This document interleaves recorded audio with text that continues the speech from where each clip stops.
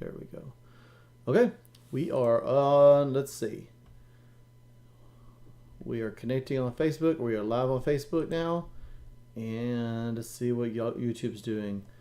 YouTube is processing, and we're live on YouTube. We are live on Facebook. We are good to go, my man. So, how's your week? Hello, friends and brothers. Glad to see you. Glad you can see me. How's your week been Masonically? We just had a fundraiser in Goliad. We did a barbecue dinner. Well, it's more a barbecue table at what we call market days. Every second Saturday we have what's called market days in Goliad, and it's a big like farmers market type thing. Oh, okay. And it takes up the whole square, and this is every second Saturday, and it's really big at Christmas. You should see, Christmas on the Square. It's really like one of those Hallmark movie kind of things that you see. It really is. But we have the second Saturday, and our lodge is on the square, and so we can set up right there in our lodge and do whatever we want to. Set up right out front of our lodge and do whatever we want to, whereas everybody else has to pay $100 a spot. Oh, nice. And so Austin White they came here, in, by the way. Hey, how are you? This evening, fellas. And so they cooked some chicken. I went and ate some. Showed my face. The girls sold almost out of their Girl Scout cookies because they set up next to ours. Clever. And it was like 230, 250 boxes of cases, or no, one or the other, boxes or cases. Yeah. So the lodge at Grandview, which is my original lodge, and I'm still a member there, we used to have Antique Alley, which was a county-wide yard sale, basically between at the time, I think it went from Cleburne, Texas, all the way to Maypearl, Texas, and it went right through Grandview, and people had to pay the city to set up a booth or whatever, but the lodge was in town on the square, so we could just go out on the sidewalk in front of our building, and didn't have to pay we still had to pay some stuff, but we got it way cheaper than if someone just wanted to bring something. Right. Well, and then the other one of the other lodges I used to be a member of, Whitney Lodge. They're not downtown per se, but they're in the area, and they do something called Pioneer Day, like once or twice a year. Yes, I know exactly what you're talking about. And the big issue with Pioneer Day was always parking. Like you have to park really far away and walk. And I think it was the year I was Worship Master. I was like, why don't we charge people to park here? Because we've got a big parking lot, and it's got a fence, so it keeps people out unless they're supposed to be in there, kind of thing. So no one was parking there in Antique Alley because no one was at the lodge. And I was like, because they'd always go like sell things downtown, like fry some things or something like that. I was like, man, we just need to put someone here and charge people to park. That's a great fundraiser. And I mean that's what they do. So it's always convenient. That's part of the advantage of a lot of old lodges, that they're located well. Yeah, and that's a good one for, you can redo it without hurting other vendors. With us, we really don't need to do it more than every quarter or semi-annual as far as doing a cooking thing, because we have people that bring in food trucks. Yeah. And why would we compete against people who are paying our city, driving into our city to provide a service for our city to make our event special, right? Yep. So that's the one thing it's hard to get across to some of these brothers. They, you remember we had that food truck discussion on at OLT this last year, right? The one brother, he brought up a food truck, and why don't we just park a food truck out every weekend or whatever? No, once you just can't compete with the local. Once people start talking about things like that, I turn it off and stop listening. I'm so over fundraising and stuff. I don't even listen to it. So I I couldn't even tell you if I remember it being brought up. I do want to say real quick, we do got some people. So Yeah, Devin mention them. McLean, I'm still looking. Devin McLean, one of our members, says greetings. And Yeah. Hey, Devin, how are you, bro? Jason Reichenberg, who is now also a member, says still Thank waiting you. on my dentist hug. Still waiting on my dentist hug. So you have to go to Grand Lodge to No, make good on I'll that. be in San Antonio tomorrow night during the Cowboys game. Going to the commandery meeting. There you go. There you go. Yeah, talk about now that's dedication. I grew up in Dallas, and in fact, we had beans and cornbread today for dinner. I made beans and cornbread because we had that every Sunday for the Cowboys game. That was our family tradition.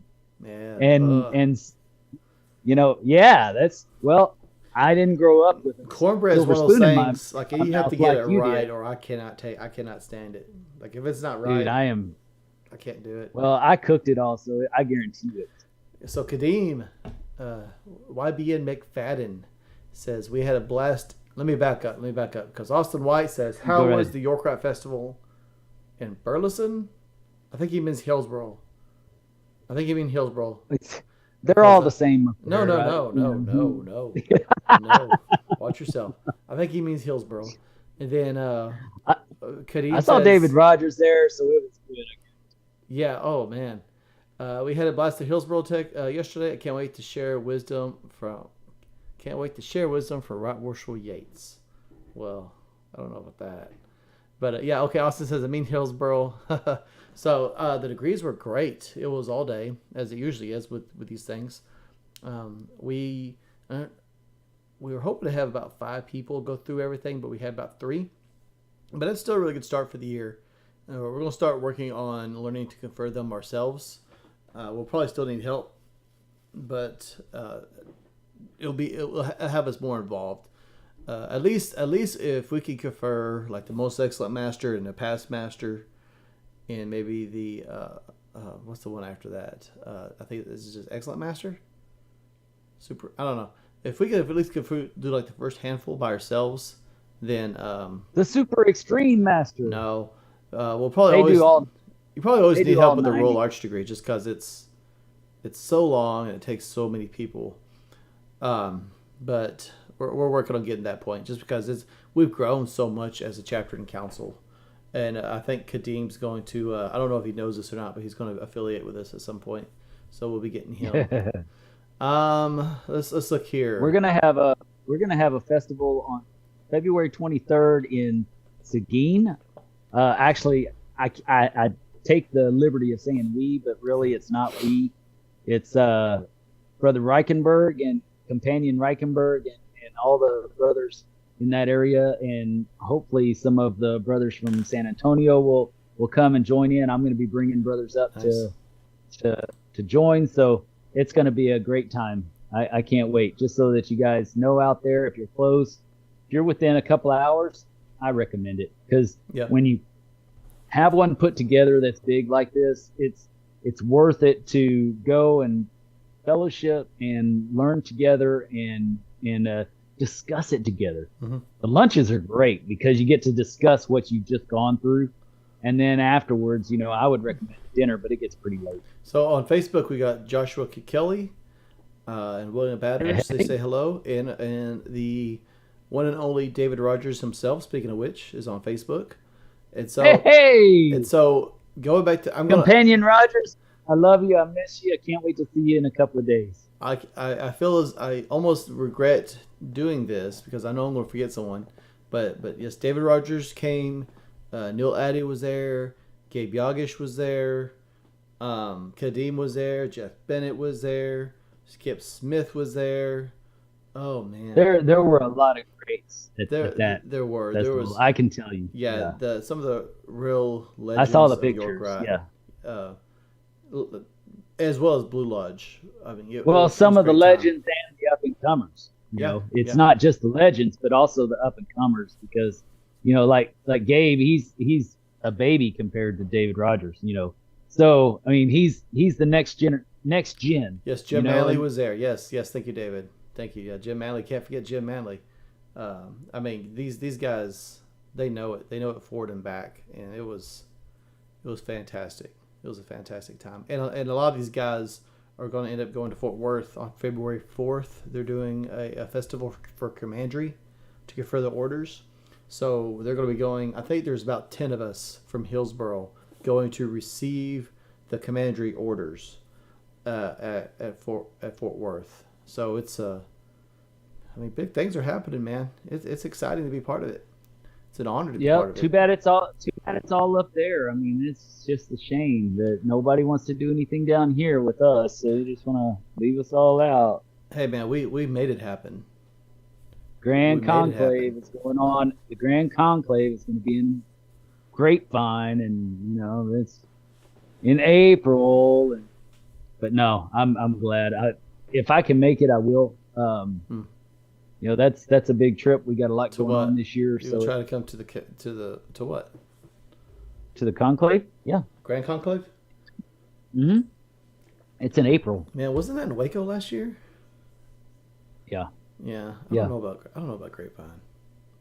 I enjoyed it. But... I don't know about those guys. in Grapevine. They got it going on in Grapevine. But, Grand Conclave, that's a whole different subject. But I would imagine they'd probably do it in the same building that we had our dinner, our Grandmaster's dinner when we were up in Grapevine. That's a magnificent old historical building in Grapevine in downtown, and it's pretty awesome. And so I would imagine they'll do it. So if you get a chance to go, it's worth it just for the pictures on the stairways. I've got a lot of great pictures of me and the family on that stairway. And also, what it says, Dennis, I was raised in El Paso. You have nothing on me. Ooh. Yeah. Talk about that says a lot. We always look for suckers to become members of our podcast, and that says a lot. No. Don't go scaring off our podcast members. By the way, right? I love El Paso. We've had quite a few additions that we probably should be sure that we are mentioning. So we have 12 members now of the Masonic Improvement of our little inner circle. So we have RTCW. Our 12 Mighty Orphans. Yes, he joined at the beginning of the month. Jason Rockenberg 6 days ago. Chuck Stone joined 5 days ago. And Robert Paxton joined a day ago, and they're all supporters. So we definitely appreciate each and every one of you. Yes, definitely. It means a lot to see that. And plus, come to the pop-up shop. That's where I'll be recording most of my clips for Grand Lodge, and I'm sure Justin will be coming and we'll do some shows from there as well. Come to the pop-up shop. And let's do a clip for all of you members. When you come to Waco, come to the pop-up shop. Let's do some recordings with you brothers and celebrate and fellowship and enjoy each other's time. Yeah, absolutely. I'm sharing a link real quick. Just while he's sharing that. Yep. Yeah. And while he's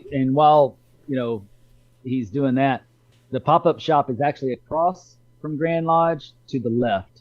So, and that was to my left on the screen.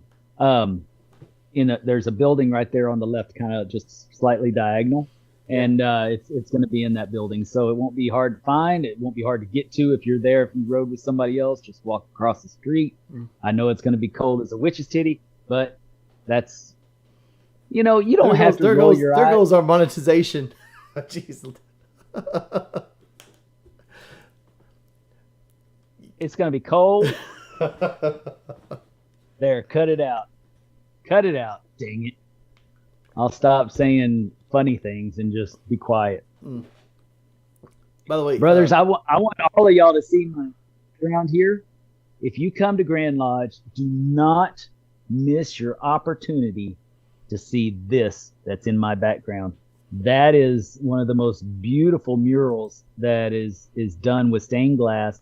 And that was part of the roof of the old Grand Lodge, and they disassembled it, brought it here, put it inside with some backlights so that you can see its majesty. And it's just a beautiful room. I love to go in there just to sit and think for a while, just by myself. I went for years without going in there because from the outside, I didn't know like there was anything to it, right? And then Until I showed him. Until you showed, you showed me. It's like, oh my gosh, this is amazing. So we do some recording in there. It's a pretty good room for recording. Dang, I was going to say something else. I can't remember now. Oh, Bill Boyd says, "Evening, brothers." He's here, Brother Bill. Hey, Brother Bill. Brother Bill. So for anyone, and just so that you guys, go ahead. I was just going to announce that anybody who loves Brother Bill and all of his good works and authorship, all the things he authors, he has his own page, Brother Bill's page, and then he is also working on doing live shows on Facebook and YouTube as well. So check him out, bear with him, just like us. He's struggling trying to figure out how to do it and get the sound to work all right. So but stick with him. He's got great stuff to say, and I just wanted to throw that out there because we love Brother Bill. It's trial and error. I'll be right back. I gotta get an aspirin. Okay, we got about 5 viewers right now and 2 likes. So if y'all would all do me a favor and just be sure to smash that like button so we can help the algorithm get this live out to more people. Would really appreciate that. Bill Boyd says technology will kill me one day. All of us one day when it rises against us. But that's down the road, so we don't have to worry about that. I plan on being a T800, so I'm not worried about it. It'll be a TI-83. You weren't calculator. Yeah, I'm gonna. You're gonna be a calculator. I'm gonna be. I don't know if you'd catch that. That's impressive. Oh yeah. Those were out before you were born, buddy. No, they weren't. But I'm gonna be the. I'll be back. Sure. Oh, I thought you had already. Arnold Schwarzenegger. That's the T800. Yeah, I know. Oh, okay. I didn't know if you caught that. Yeah, I caught that. Because that's you were just a children when that came out, so I don't know if you'd get to see it. I was born in '83. I've had plenty of time. Adam Olivier says, "Howdy, sorry I'm late. Well, we can finally get the show started." Adam, how did your presentation go? Did you already give that? Yes, he did. Did he? Did you go? No, I did not because I took a little trip to Mexico. Oh, well, how'd you know you already did? I forgot. Well, I forgot that we had that. But at the same time, our family, me and the girls, just wanted to get away for the day, and so yeah. Yeah, I understand. Sorry, man. But I plan on having him come on York Right and do the same thing with us. So it'll be a great discussion on our York Right Zoom or something like that. Just depends on if he's doing ritual or not. We'll have him come in person. If he's not doing ritual, we'll have it on Zoom so that everybody can see it. So Adam says it went great. It could not have gone better. It was a fantastic time. I hope to give it to York Right Body or another lodge eventually.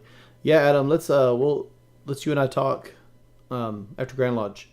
I'd like you to come to one of our York Right meetings at Hillsboro, if you would, and give us your talk. That'd be really good. Yeah, I would practice in the slums before you came to my event. So I think that's a good idea. Yeah, and I think we have Jeff Bennett coming. He's been to our chapter council for a presentation before, but I think he's going to be coming again. I don't remember what he said his talk was on, but it sounded good. So it's definitely I don't remember. Like I think he brought it up because there was so much going on at the time. Yes, I think he brought it up yesterday. And man, there was just so much going on with the York Rat stuff. So there was a lot. But I think he's gonna come back and give us another talk, and hopefully bring Kadeem again. Let's see here, brothers. That's the breakfast of champions for me, BC Powders. So I ought to start getting money for this stuff. One of the brothers went by West and picked up some kolaches, and so we had kolaches for breakfast, and then we had venison chili for lunch. Man, it was good. It was a good time. Festivals are always a good time. Festivals and reunions are always a good time, and I don't care which body that you belong to.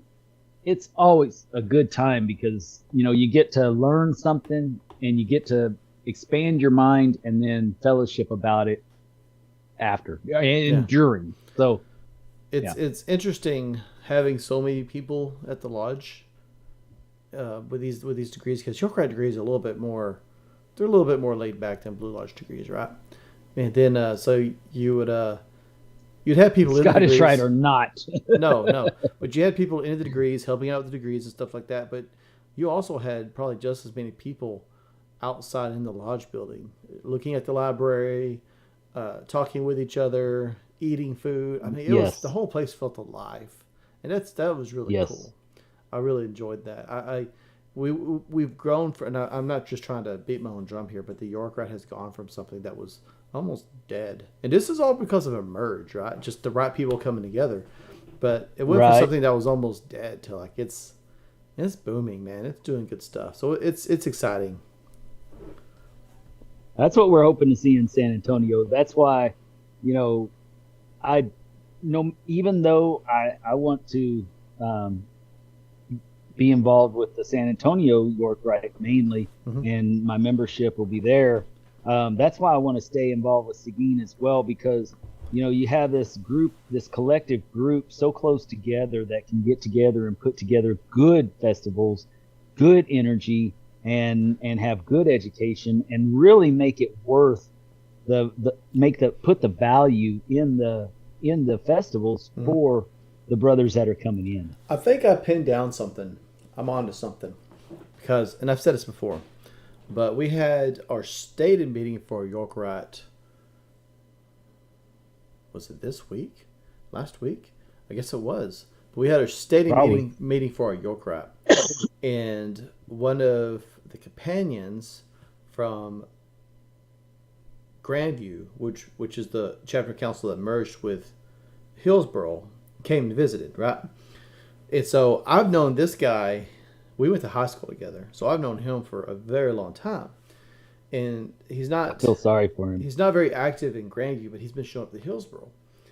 And he was asking me about how things were going, and I was honest with him. I won't share the details with y'all, but I was honest with him. And he's like, man, I really like it here. Like it feels a lot more like a family here. Like you guys are closer. Like there's no drama.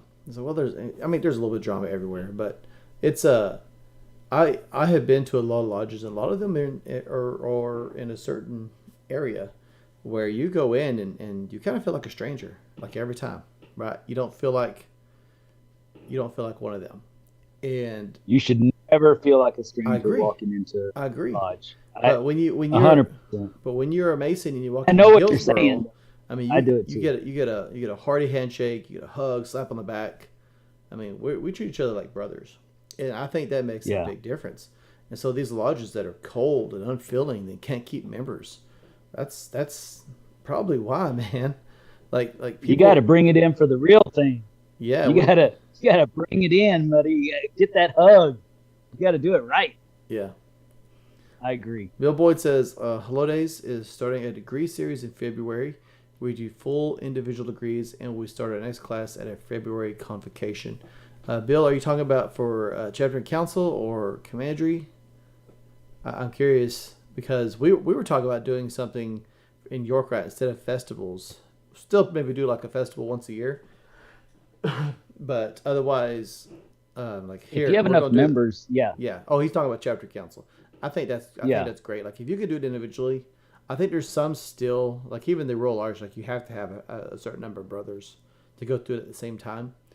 Um, but I think some degrees you have to have help unless you're just like a really big chapter council. But yeah. even these guys that came and helped us, they're from all over North and South Texas. So it takes kind of a group to put it together for some of them.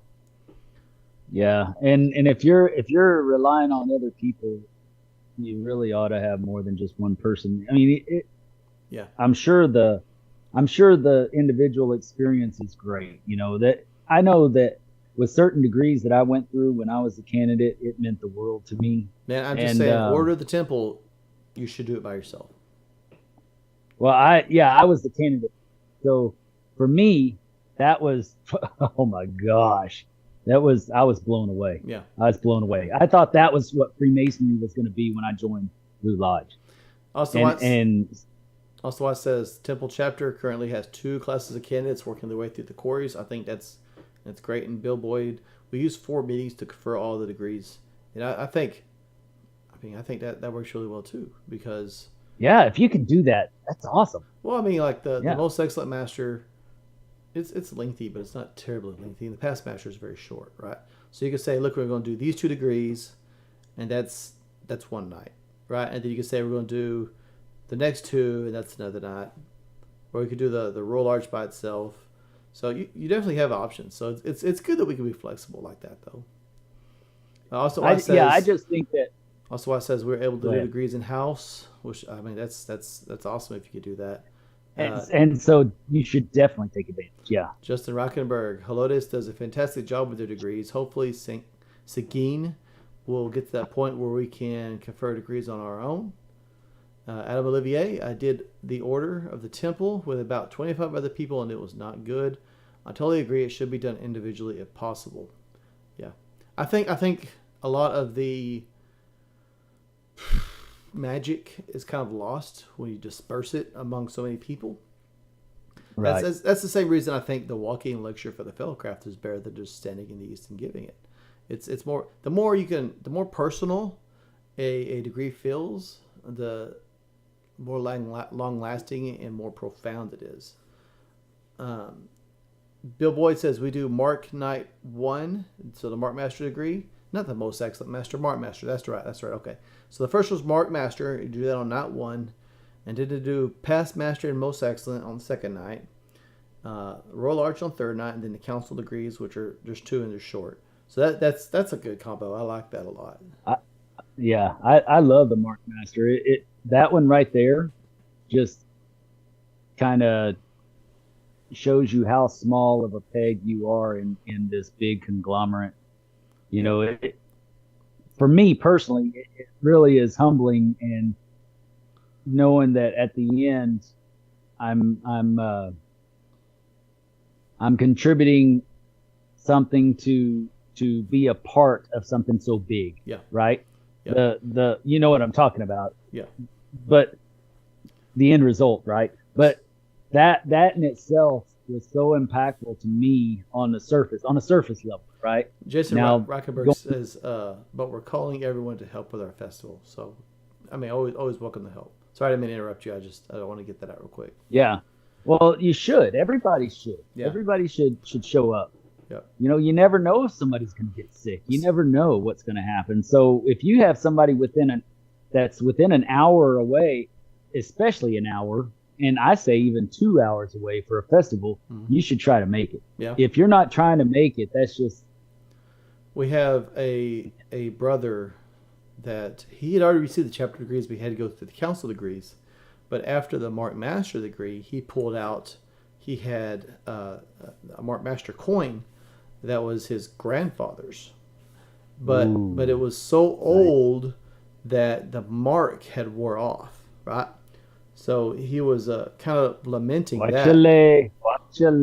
So he was kind of lamenting that. And I said, well, if he was a member of Hillsborough or Grandview, if he put it in the book of marks, it should be in there. And sure enough,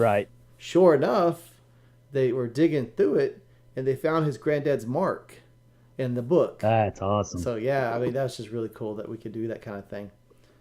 Austin White says, our current plan is similar to Bill Boyd's. The only difference is we do Royal Arch on Saturday morning. Jason Rockenberg says, I went through chapter council with Helotes and have never regretted it.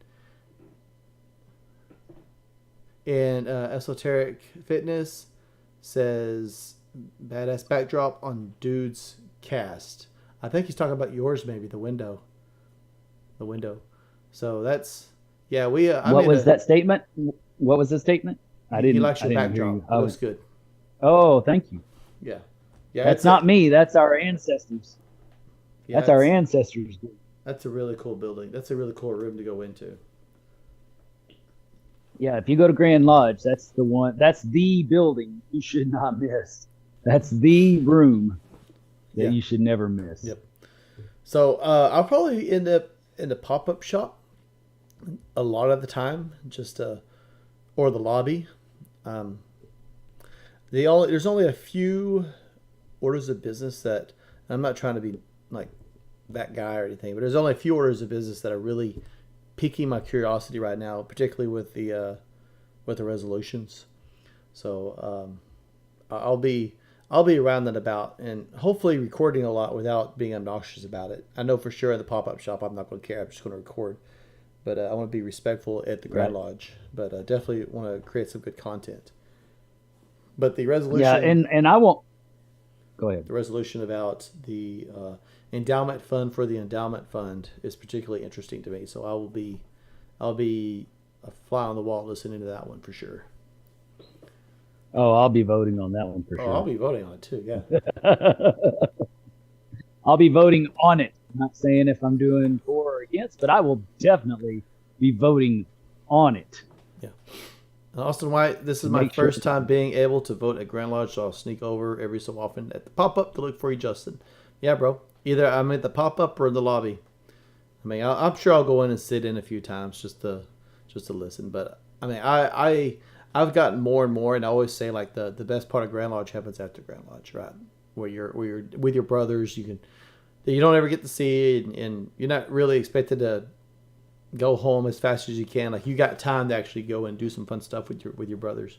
But the fraternity part, the fraternal aspect, for me is very enticing. So I'll be out and about visiting with people. I'll be at the pop up shop a little bit. Most of my stuff, the swag that I'm selling, I'll have people purchase it online and just go pick it up. Because I don't want to be tied down to it. But I will go over there and have specific times, and I'll post, hey, I'm going to the pop-up shop to record. If you want to come over with me, come on over. And so I'll be posting that on Masonic Improvement. So you guys will want to watch that. So watch Masonic Improvement, because I'll make those announcements for y'all to come over, and we can do a little bit of talking, see what you think about what's happening, what's going on in Grand Lodge, how it's affecting you. But I'm one of those guys that I go and I go from Thursday at noon all the way to Saturday at about 3:30 to the end of the installation. Mm-hmm. I'm that guy. And so I like doing the resolutions because I like watching how they play out. I love, because to me the resolutions never are the most exciting thing. They're the most, because they directly affect how we can do some things. Exactly. And it's interesting to see the only ones that just pass through are the ones where lodges are changing their names, right? Everything else has a big long line of fors and against, and debating the topic, and I'm always interested to see what people say about these topics that come up and things like that. So yeah. Speaking of which, I love we didn't do it specifically, but we did a live a few weeks ago. We're talking about some of the resolutions. I didn't label it like the resolutions live stream or anything. So, right. But if you look through them, you might be able to catch it. But Fort Worth 48, they did a really good specific video just on the resolutions. And me and Dennis had talked about doing a video just on the resolutions, but it's only relevant for like a week or 2 weeks. Right. And I there was nothing exciting. And do you really care about how? Yeah. Do you really care how? There was nothing exciting. Like I enjoyed listening to 148s just because they had a little different perspective than mine on some things. So I changed my mind on a few things. They always have a different perspective than me, so that's good. They usually do than I do too. That's fine. I mean, it's a mark of an educated mind to be able to entertain other points of view, but it kind of maybe takes some things into consideration I hadn't thought of. So it's definitely good. But yeah, I just did not. Right. We did it last year. Yeah, I just did not want to do it again. To be honest, I just did not see the value in doing another. I mean, if there was anything exciting in it, like allowing alcohol in lodge or something or something that I knew was going to be contentious, Yeah, we could have had a conversation about that. But honestly, aside Yeah, from a few things we're that the are, shock jocks. most of the resolutions are that I aside from the name changes. I mean, there's a few curiosities. There's a few things that I think are not necessary at all. But there's nothing I feel strongly about, right? So it's just like, Right. I mean, I feel strongly about one, but not like let's go get it kind of I thing. think we should start combing through the law book and start making resolutions to remove laws. We have more laws than any other grand jurisdiction out there. I would be surprised if the Grand Lodge of England had a smaller law book. I would not be surprised if the Grand Lodge of England had a smaller law book than ours. So that's Because what I'm told. It's like the Grandmasters Conference. Yeah. Like they got together. Like the biggest law book of all the states is Texas. Like we have the biggest one. Yeah, it's ridiculous. And the second one, ridiculous. the second biggest one, I don't remember which state he said it was, but the second biggest one is still less than half the size of ours. I mean, it is wild. Yeah. It's time we start looking at those things because so much of it doesn't really pertain to Freemasonry. It pertains to personal opinion and personal feelings on certain issues that and I'm not discounting the past grands, and I'm not discounting the brothers that were trying to make things better for the time, but now they're not relevant or they're not as effective as they should be. And so it just, because we are in a different world, we're in a completely different world. Some of the laws that, that are in our law book, they never knew that we would be talking on the internet. Yeah. They never knew, that we would be communicating on smartphones all the time and Facebook and they never knew all the things. I mean, it's a different world. And it's not that I'm saying we need laws against Facebook or whatever. I don't want that. I think that's the last thing we should be doing is putting too many laws against social media. Technophobe. Yeah, exactly. But we are in a different world, and we should be thinking that way on how we can make our Freemasonry better in this world and utilizing what we have today to enhance Freemasonry instead of, I don't know. I get you. Call me silly. Motz says the Swedish law book for Swedish Rite is thin and size of half a letter. I'm not sure what half a letter really is, but simplify the laws. I think they are too detailed. I think what we really need to do is compare law books from other states and say, look, this is a functioning law book from a functioning state. What do they have what do we have in common with each other? And is the difference necessary? You see what I'm saying? Right. If they don't talk about this and we do we really need it? Of course, we're Texan, right? So we always think our way is the best way to do it. But you always have you always have resolutions to add things. Like they'll take things out, but they're adding twice as much as they take out. Like it's never like, hey, let's just eliminate this altogether or anything like that. What's interesting is that you have some of the most strict grand jurisdictions with less of a law book. Yeah. They have they seriously, you better not talk about it online. You better not state this online. You better not do this in any way, shape, or form. But they still have a law book that's only this big. Yeah. I think a lot of it is because it's just understood, right? Like you have a formalized law, but then a lot of it's understood. Right. Like kind of like we have where we do the Pledge of Allegiance, even right after opening, even though it's not a order of business kind of thing, or real don't cross between the master and the Bible, things like that. That it's not really codified anywhere, but heaven forbid if you do it, or heaven forbid if you don't. Damn straight. It's kind of like like the resolution to add the Pledge of Allegiance to the order of business. Like, why is that? Granted, disclaimer: my opinions are my own, and not that of my lodge or Grand Lodge or anything like that, right? But why is that necessary? Always. Why is that necessary? Like we already do it, and frankly, if a lodge feels strongly enough not to do it, Freemasonry is not bound by any nation or creed or religion or anything like that. Why do you have to? I mean, I'm very patriotic. Don't get me wrong. I'm proud Texan. Serve the military. Serve my country. Proud of that, right? But it's their right. It's their right, and that's.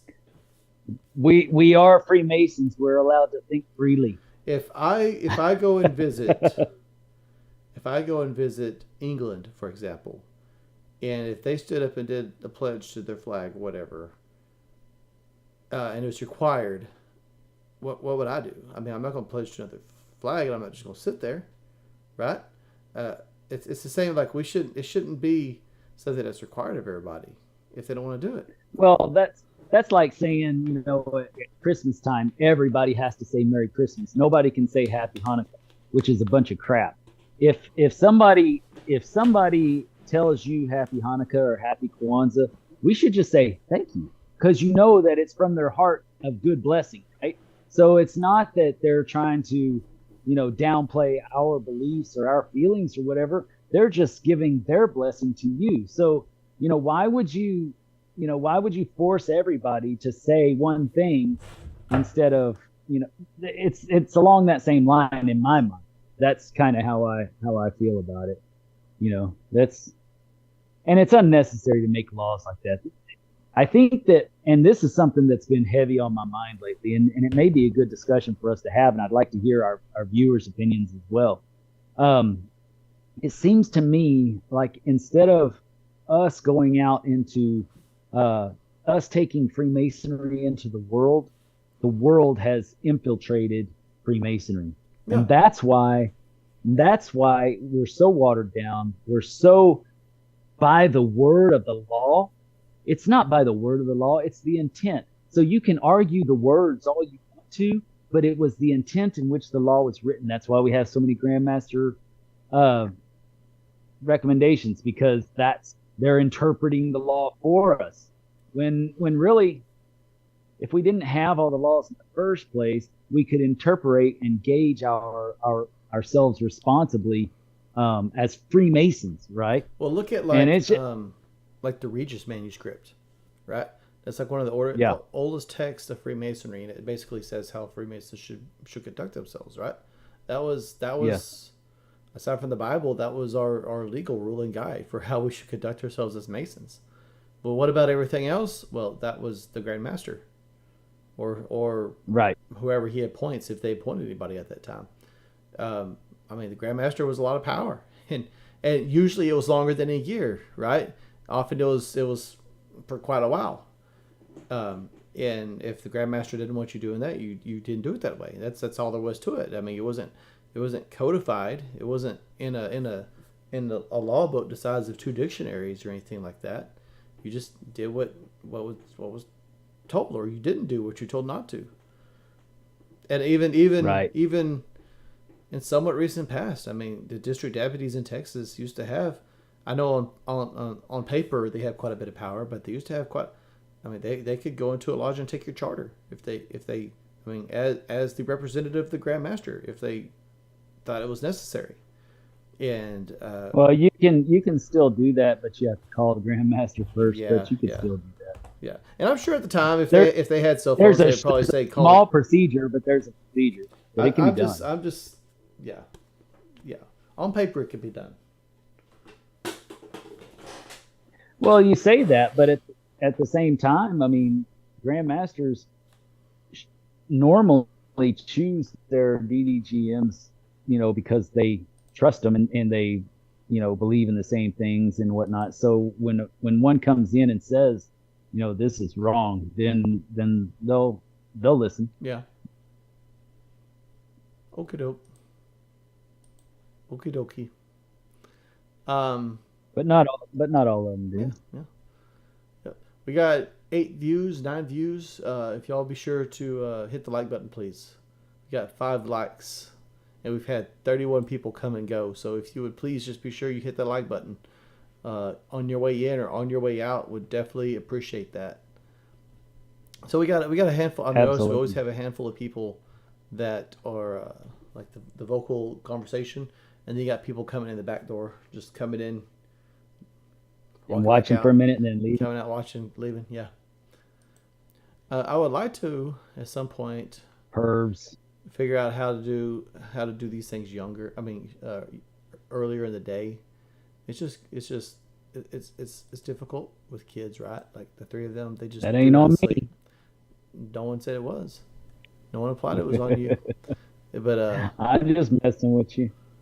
I would like to be able to do this a little bit earlier just to see how that affects the numbers. So also I wanted to just mention. So Dennis couldn't be there; he was in Mexico, but I did an interview with Brother Jim Hall. He is the host of the Traveling Man podcast.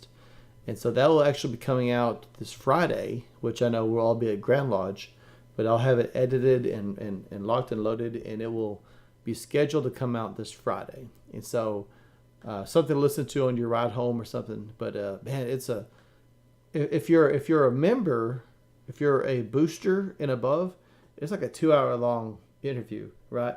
But the final interview is going to be substantially shorter than that. But man, it was we got done recording and he and I talked for a whole other hour. Like it was like 1 o'clock in the morning, and he's an hour ahead, so it was like 2 for him. But we just kept talking, man. It's like we could have recorded a whole other podcast just based off these conversations we were having. So Right. Definitely want to. We'll be on his show. I think we're doing them separate. I know he and I are scheduling a date, and then but that'll come out this week, and it's good, man. It's a good conversation. I was editing that before I came into the live, and it's a good combo. So keep your eyes and ears open for that when that drops. And then the last episode, the one with Dave McCam, that dropped last Friday, and that's a really good one. And that will also that one's important. Yeah, and that will be posted to the podcast very soon. So if you're more of a podcaster, that will be out on podcast form very soon as well. Yeah, because that's the one you want to listen to on your way as well to Grand Lodge, because that one's going to talk about the pop-up shop as well as other items. So listen to that one. Yeah, for sure. We talk about the pop-up shop, which is important, right? Because I want to be sure we see that be successful. But we also talk about just leadership, which I think was leadership in general was a huge takeaway. Good. Yeah. Yes. Yeah, it was very good. Huge. Huge. I didn't realize Waco was basically built by the Masons. So that's definitely interesting. Why do you think Robert's always posting stuff about all these famous Masons? How do you think that's possible? Because they were all there. He's a historian.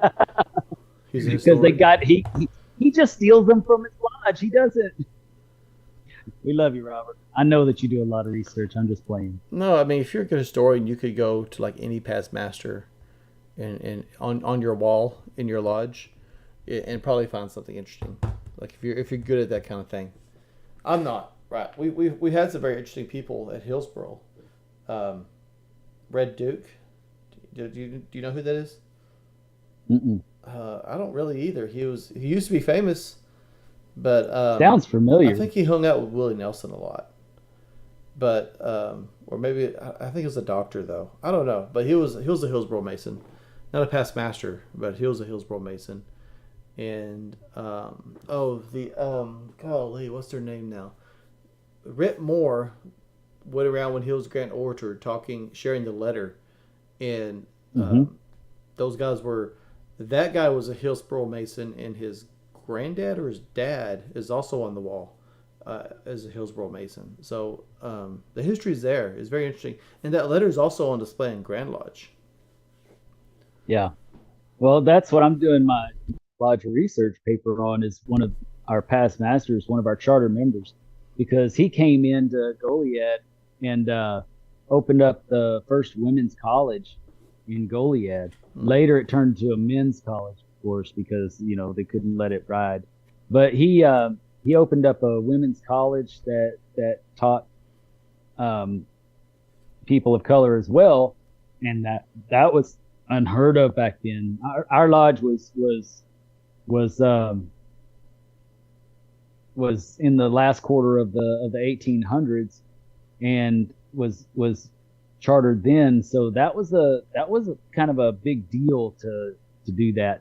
And then he went on and he was the founder of my Baptist church that I'm a member of.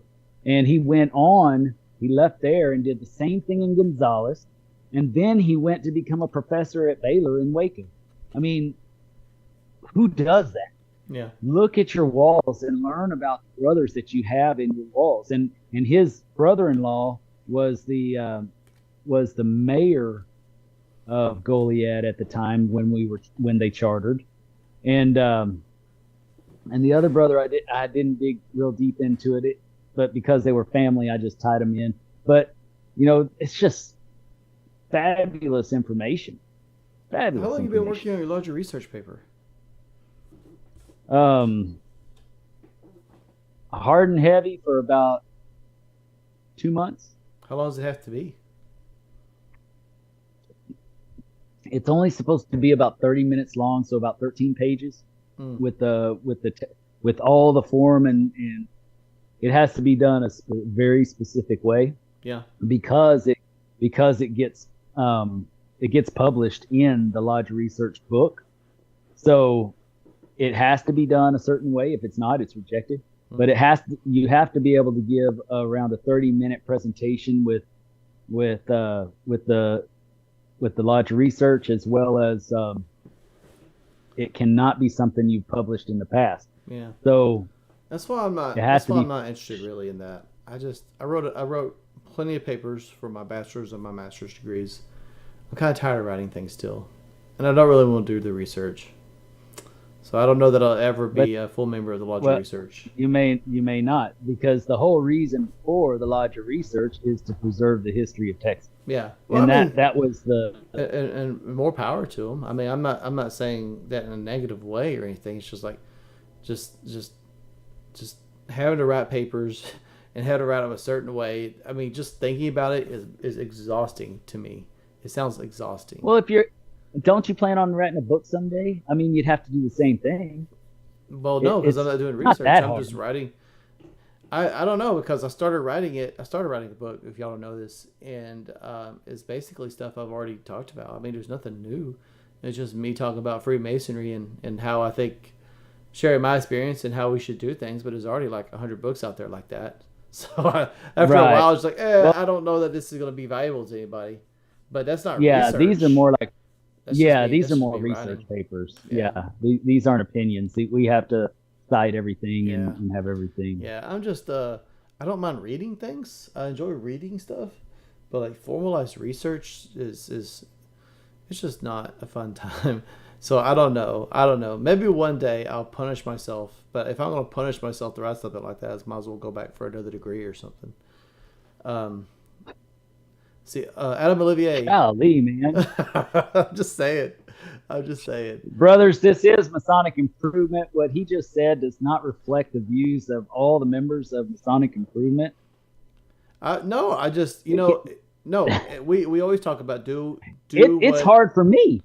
Do what calls out. Do what you enjoy in the fraternity. Yeah, right? Do what you enjoy. Like if you enjoy the ritual, do the ritual. Like if you like doing research, do it. Join the Lodge of Research. Do it. And I'm not saying that's look. As far as Masonic improvement goes, improving yourself doesn't mean you have to enjoy or engage in every aspect of the fraternity, right? And so I'm not a historian, and I don't enjoy doing research like that. Or I do enjoy research, but I don't enjoy saying, "Hey, this is how you have to do it. This is how you have to cite it, and this is how you have to write it." That doesn't sound enjoyable to me. So I'm not beating down the Lodge of Research or anyone that likes that kind of thing. You do you, man. I enjoy the ritual. I enjoy giving lectures. I enjoy doing this, right, in the fraternal aspects. Right. But I'm not a research guy, and it sounds just like I said, like the concept of it sounds like it sounds awful to me. It's hard. Yeah, it's hard. It's not even, it is hard. And it's well, I don't necessarily enjoy it either. It's just something that, I didn't plan on doing that. I want to experience everything that I can in Freemasonry before I die. And that's one of the things that will be part of my legacy. Yeah. And it's another experience of Freemasonry. And it's just a dedication to expanding on my own abilities and trying to, because I'm not a research guy either, believe me. Yeah. Do I sound like a research guy? Any of you guys online? You sound like an egghead, man. Like a scientist. Any of you guys online, tell us honestly, do I sound like a research guy? The way I talk and the way So Adam Olivier says, are y'all staying downtown for Grand Lodge? I live a little over an hour away, so I'm just, I'll go and I'll hang out with everybody and then I'll drive home. I'll be at the Hampton North. Yeah. And I probably won't imbibe too much just because I'll be driving. But, I'll be around and about. Last year we got lost because he was inebriated and I didn't know where I was because I was inebriated. So he does not need to get inebriated. We were walking, by the way. Remember when we got lost it was just right outside of the downtown and went into this warehouse district, and it's like, oh my, this is where axe murder. I remember. We were walking and trying to get to just for clarification, trying to find our way to the backyard. We eventually found it though. Spoiler. Was that to the backyard or was that from the backyard? No, it was to the backyard. That we actually got lost. It was to it. Okay. Because I was I left with my family. Because I was using GPS, which I always used to get everywhere. But you thought you knew better than GPS, and I would listen to you because I was polite, and we got lost. There was something wrong with the GPS. That was not me just. It was not. Literally, I drove all across the state of Texas using GPS with no problem until I'm riding with you. So I don't think it's GPS. I mean, it would take me 7 hours down the road and tell me exactly where to park my car. Glenlivet 15, brothers. If you want to know my drink of choice, if you want my GPS wisdom, Glenlivet 15. It'll get you there. Yep. So that's my plug. Bill Boyd says, that's why I affiliated to Lodge Research, but I'm not trying for full membership. The formatting and requirements for Lodge Research adds months to your work to publish. Yeah, I'm just not about that, man. That's where I created my website so I can write my articles and publish them via my site and move on to the next project. And that's why I originally created the blog Masonic Improvement. That's why I created this because because it's easier than typing. Huh? Well, because it's easier than typing. It reaches more people this way. It reaches more people, I think. And I don't know. I don't mind typing. I don't mind any of that, really. But yeah, it's a much broader audience. Let's see. Jason Rockenberg says, please research some more and tell us about it. I'm not sure. I'm not sure what he wants. Please what? He tells you to research some more and tell us all about it. Maybe he's talking about what you were talking about. You know I will. Dan Best. I will. Dan Best says, hello, Dan Best. How are you, sir? Thank you for coming. Jason Reichenberg is my right-hand man, and I try to be his whenever I can. But, I love the man. And he's the type of person that can write a recipe. Yeah. He's just that kind of mind. He just thinks that way. He's already doing it anyways. Yeah. Just because he wants to while he's writing whatever he's writing so that nobody thinks he's making the shit up. Me, I don't care if people think that I'm making the shit up because half the time I am. Yes. Yes. I don't know. Like I don't mind the research. Like I did a presentation for MasonicCon, right? About rites of passage. I don't know. I guess there's a certain point. Like I don't mind putting together a presentation, and I don't mind putting together PowerPoints.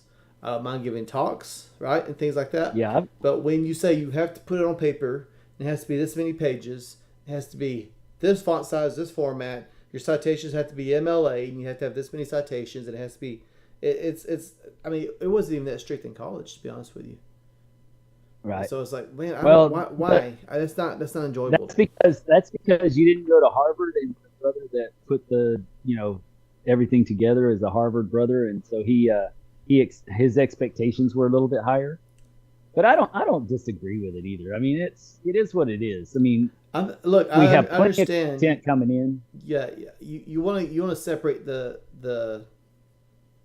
wheat from the chaff, right? You want to have some kind of a barrier of entry to keep Right. trash uh, applications, right? Like trash submissions from coming in all the time, right? So you say, look, this is the barrier for entry. The bar is high. I get that. I respect that. I'm not saying it needs to be lowered. I'm just saying I look at the I bar know. and I know. I'm not interested in climbing over it. Like, I'm fine. And that's Right. Well, I'm the same way. I've written at least 30, maybe 40 different presentations, and but am I going to sit down and put it into cited form? No way. No way. I read about it, I thought about it, and that's how I roll. yeah. But I do want to do this because he has such a fascinating story. That's the reason. I got into it because of the story. I mean, it's just a magnificent story. Go for it, man. I mean, the guy comes from uh, it was either North or South Carolina, and then goes down through the South and stops at a few places. Back then, preachers did not get paid to preach. So a lot of them were teachers. And so he would go and he was an educator throughout the whole thing. And it's just the epitome of what we should be doing as Masons in, and not that everybody has to be an educator, but we should be trendsetters. He was a real shaker of the boot. You know, me, man, I'm just a fraud, just like 98% of the rest of the Masons in the world. The guys like that back then, they were on it. They really were. That's just a personal opinion. I'm not saying I dislike the people in Freemasonry. If I had to live to his standards, I probably wouldn't be a Mason. Yeah. But thank God they let trailer trash like me in. Jason says he loves you too, just as a friend. Yeah, I know better. Yeah. Okay. Yeah. Yeah. I look at like I don't know. For some reason, when I was a very young Mason, right, deciding to, I was doing research and looking into getting back involved. I stumbled across some stories about Benjamin Franklin, and like I don't know how that dude had time to do anything, right? Right. Just with all the stuff Right. he did. And if you look at like his peers at the time that were Masons, very similar. Like they traveled all over the place. They had multiple professions. They had multiple hot. I mean, Yeah. they were the movers. They were movers and shakers in their communities, and did just about everything else also, right? And I mean, I can't hold a candle to that. But that's what got me. One of the things that got me doing this, right, and writing, but as well as what got me really kind of out of my my man-child rut that I was in at the time. Bill Boyd says, "Got to bounce, brothers. Have a good trip to Grand Lodge, and I'll be watching your podcast from there. I can't make it myself this year, so I'll live vicariously through you. Enjoy." Thank you, Bill. Thank you for hopping in. Always a pleasure to see you and hear from you, brother. Take care, Bill. I forgot what I was saying now, but oh yeah. So do any Masons really compare to that these days? I don't know, but I know that I don't, right? But I know Yeah. that when And I pass away, we try hard and we don't. when I pass Right? away, and they read my obituary, I don't want to just say I had a few kids and died, right? Like the kids they're a huge aspect of my life, right? But I want it to be, I want people to listen to my obituary and be like, that guy did some things, he did some stuff, Right. right? Like Right. he accomplished some things with his life, because so Yeah. many people don't. You hear their obituary Right. and they did nothing. They did It's nothing. sad when people just accept their fate, as being mediocre. And I'm sorry if you're happy with the way you're relaxed and all that. That's fine. Yeah. I can tell you, I spent 2 years fishing in the Gulf, and literally every day wade fishing at night. just watching the moonlight every night. Mm-hmm. I didn't go to bars. I didn't go, I didn't even do Freemasonry. That was when I took a break. Yeah. And I just was me and God, right? But in the big scheme of things, there's more to life, and I'm not okay with just sitting on the sidelines and watching the grass grow. I'm not okay with that. I think that that's a waste of what the soul and mind that God gave me. I think we were created. I think when a man comes to the lodge and turns in a petition for the degrees to receive the mysteries, right? A petition for the mysteries. You can't get those anymore. I'm just joking. But when he turns in his petition to receive the degrees, he should understand that when he's handing that over, he's handing over a life of mediocrity, right? I'm handing this to you, make it into something more to help me make it. It's time for me to, yeah. You're moving on. You can't, and I say that because if you turn in that petition and you're frankly happy with the way things are in your life, and you're happy with who you are, and you don't you're not going to be any good for the lodge. Yeah, if you have no desire to go outside your comfort zone, to improve yourself, to expand your horizons, to learn new things and become a better man, if you have no desire for any of that, if you're satisfied with mediocrity, don't turn in that petition. Keep it. You're not going to benefit. Right. The Freemasonry will not benefit you, and you will not benefit the lodge. Right. I agree. Wholeheartedly. As you should. Boy. Wholeheartedly. But yeah. You have my heart, bestie. I don't want It's not Jason. It's not Jason. Ugh. It's you. It's always been you. I'm good, man.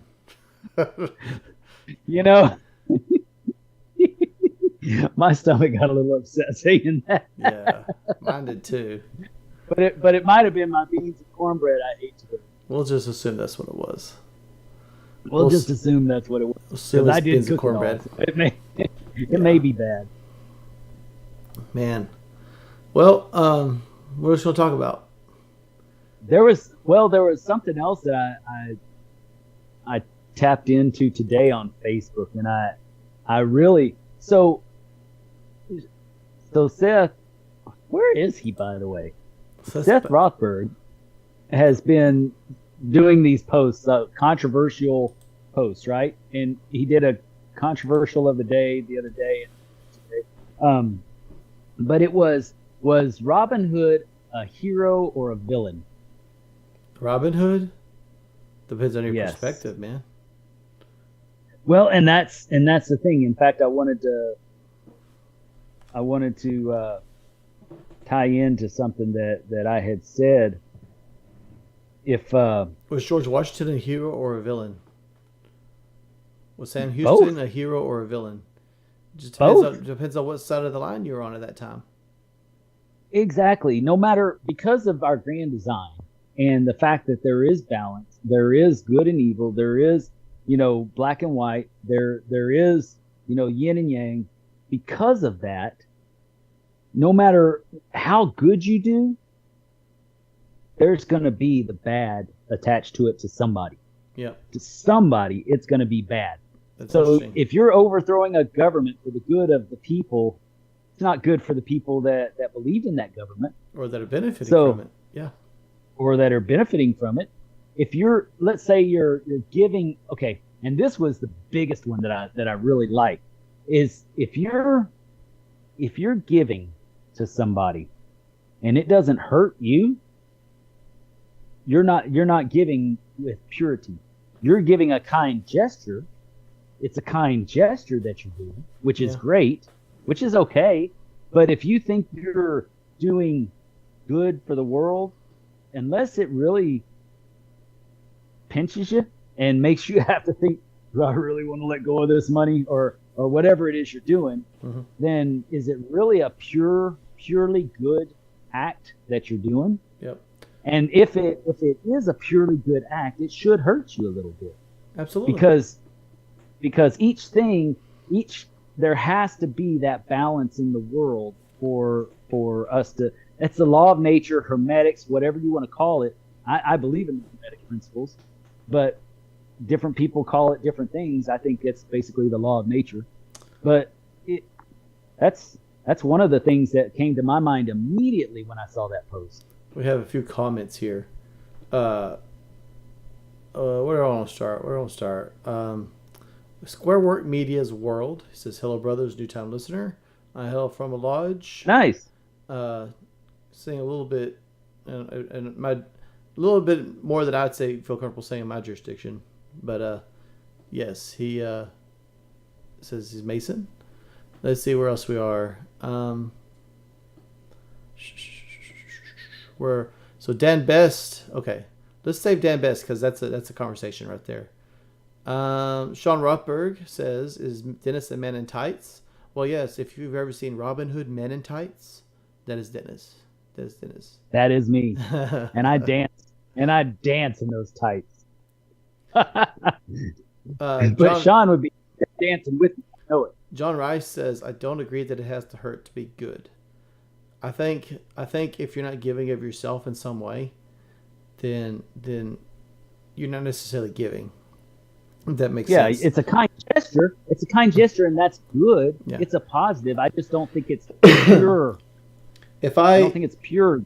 If I have a local supermarket donate a barbecue breast, right, a brisket, and I smoke it, and I sell that brisket, and I turn around and give that money away, that's a reallocation of funds, right?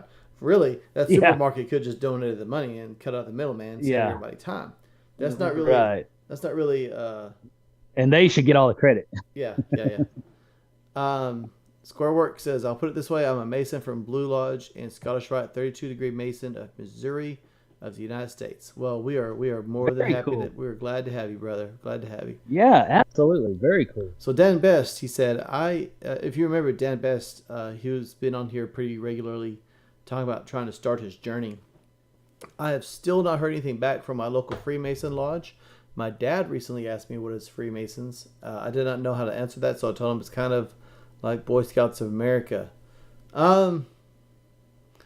If someone wants to know, not exactly. Yeah, it's not exactly. Like, we got some videos that kind of summarize it a little bit. If you want to look at those and point people to those, I would say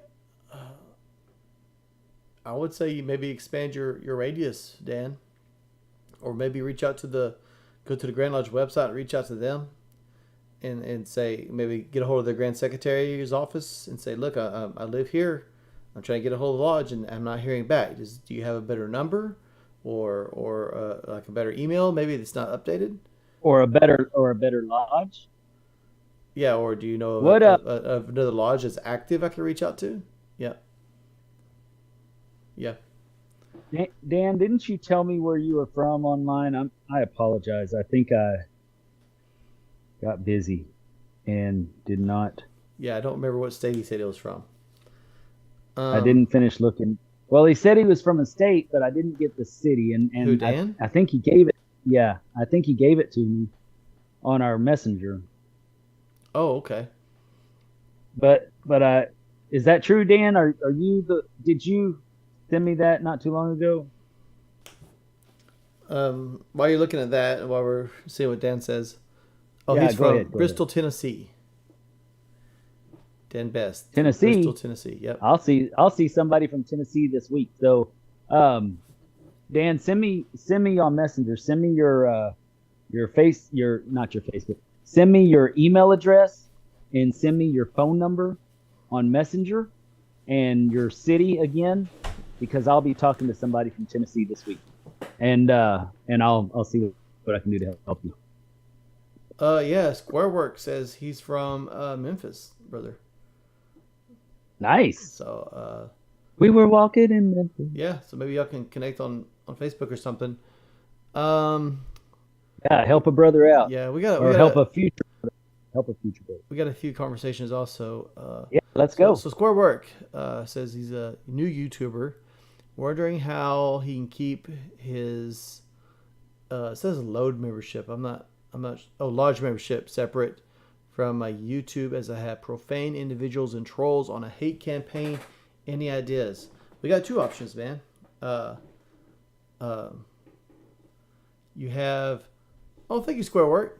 Squarework just became a member. Appreciate that very much. Thank you very much. What did he mean? What's the question again? So he's a new YouTuber, right? And basically he's got trolls coming on. Yeah, the trolls are already coming, and he's trying to avoid that. Like he wants to keep Masons on there. So you got two ways you can do it. One's kind of micromanaging, and that is you set your videos to private, and that means that people can subscribe to you, but they can't see your videos unless you share it directly with them. So if you want, and then what I would do is I would make a Facebook page where people have to make a Facebook page. Log in and yeah, well, they don't have to log in, but they have to be vetted before you let them into the page, and you could share links to the videos there, right? So you can share the videos to the Facebook page. The members, they can go there and they can watch it however they please, right? Because it's private, but you can share the links even if it's private, and if they have that link, they can watch it. The other alternative is like what we do here on Masonic Improvement, and that's we just deal with the trolls, because, and here's why, Top Fan, whether it's a hateful comment or a positive comment, the algorithm just looks at it as a comment. It looks at it as interaction. Whether it's a thumb up or a thumb down, YouTube looks at it as interaction, right? Yeah. And that's going to improve your algorithm so that you'll get more views. And the reality is we get trolls all the time on both. And now Justin, he deals with the YouTube side of it, and I deal mainly with the Facebook side of it. And so it's easier for us because we tag team it. Yeah. But we get some of the craziest things. I mean, have you ever heard of a 90th degree Mason? Well, there was one screwing with Brother Fluff the other day. That's another thing. Watch Brother Fluff and see how he deals. Watch Brother Fluff on TikTok, and he's on every night. And watch him. We love him. He's a good friend of ours, a good brother of ours, one of our favorite, people to come on the show with us, and even one of our favorite people to talk to in person. But he deals with people so well. He is so good at it because he has to deal with so many, because he has thousands and thousands of people, commenting just da, da, da, da, da, da, da, da, da. And he's on it constantly, and just watch him, and you just got to roll with it and move on, and not give them all your time. That's the thing. Alternatively, you could also just block people off your YouTube. Like you could just people that are too ugly. Yeah, I mean, if you got haters on there, you could just block them where they can't access anything. If they leave a rude comment or something like that, just block it right there. I'm pulling up your YouTube channel as we talk here, so I can't multitask very well. I'm trying to look at it, but I mean, even if, so you said you deactivate your Facebook, it really depends on what your goal is. Oh, hold on. It really depends on what you look familiar. I don't know you look familiar, but I don't know what your goal is, right? Like if you're like, Masonic Improvement is designed for everybody, right? So anybody, members, non-members, haters, lovers, they can watch it, right? If you're wanting to create something for like specific people, then, and if you don't have Facebook, you can still go the private route, keep it private, and send it to them, right? Yeah, I see you got like, I mean, for a you got 700 subscribers, which is not bad at all. I mean, that's pretty good. Not bad for a new YouTuber. That's good. Yeah. So I mean, that's what I would suggest. Like the three options.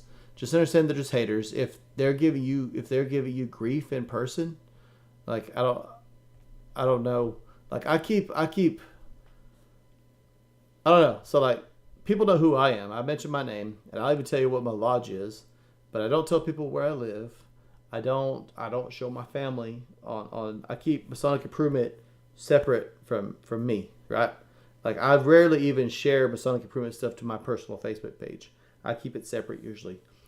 Right, So I do too. Generally. I haven't had, knock on wood, I haven't had that be an issue.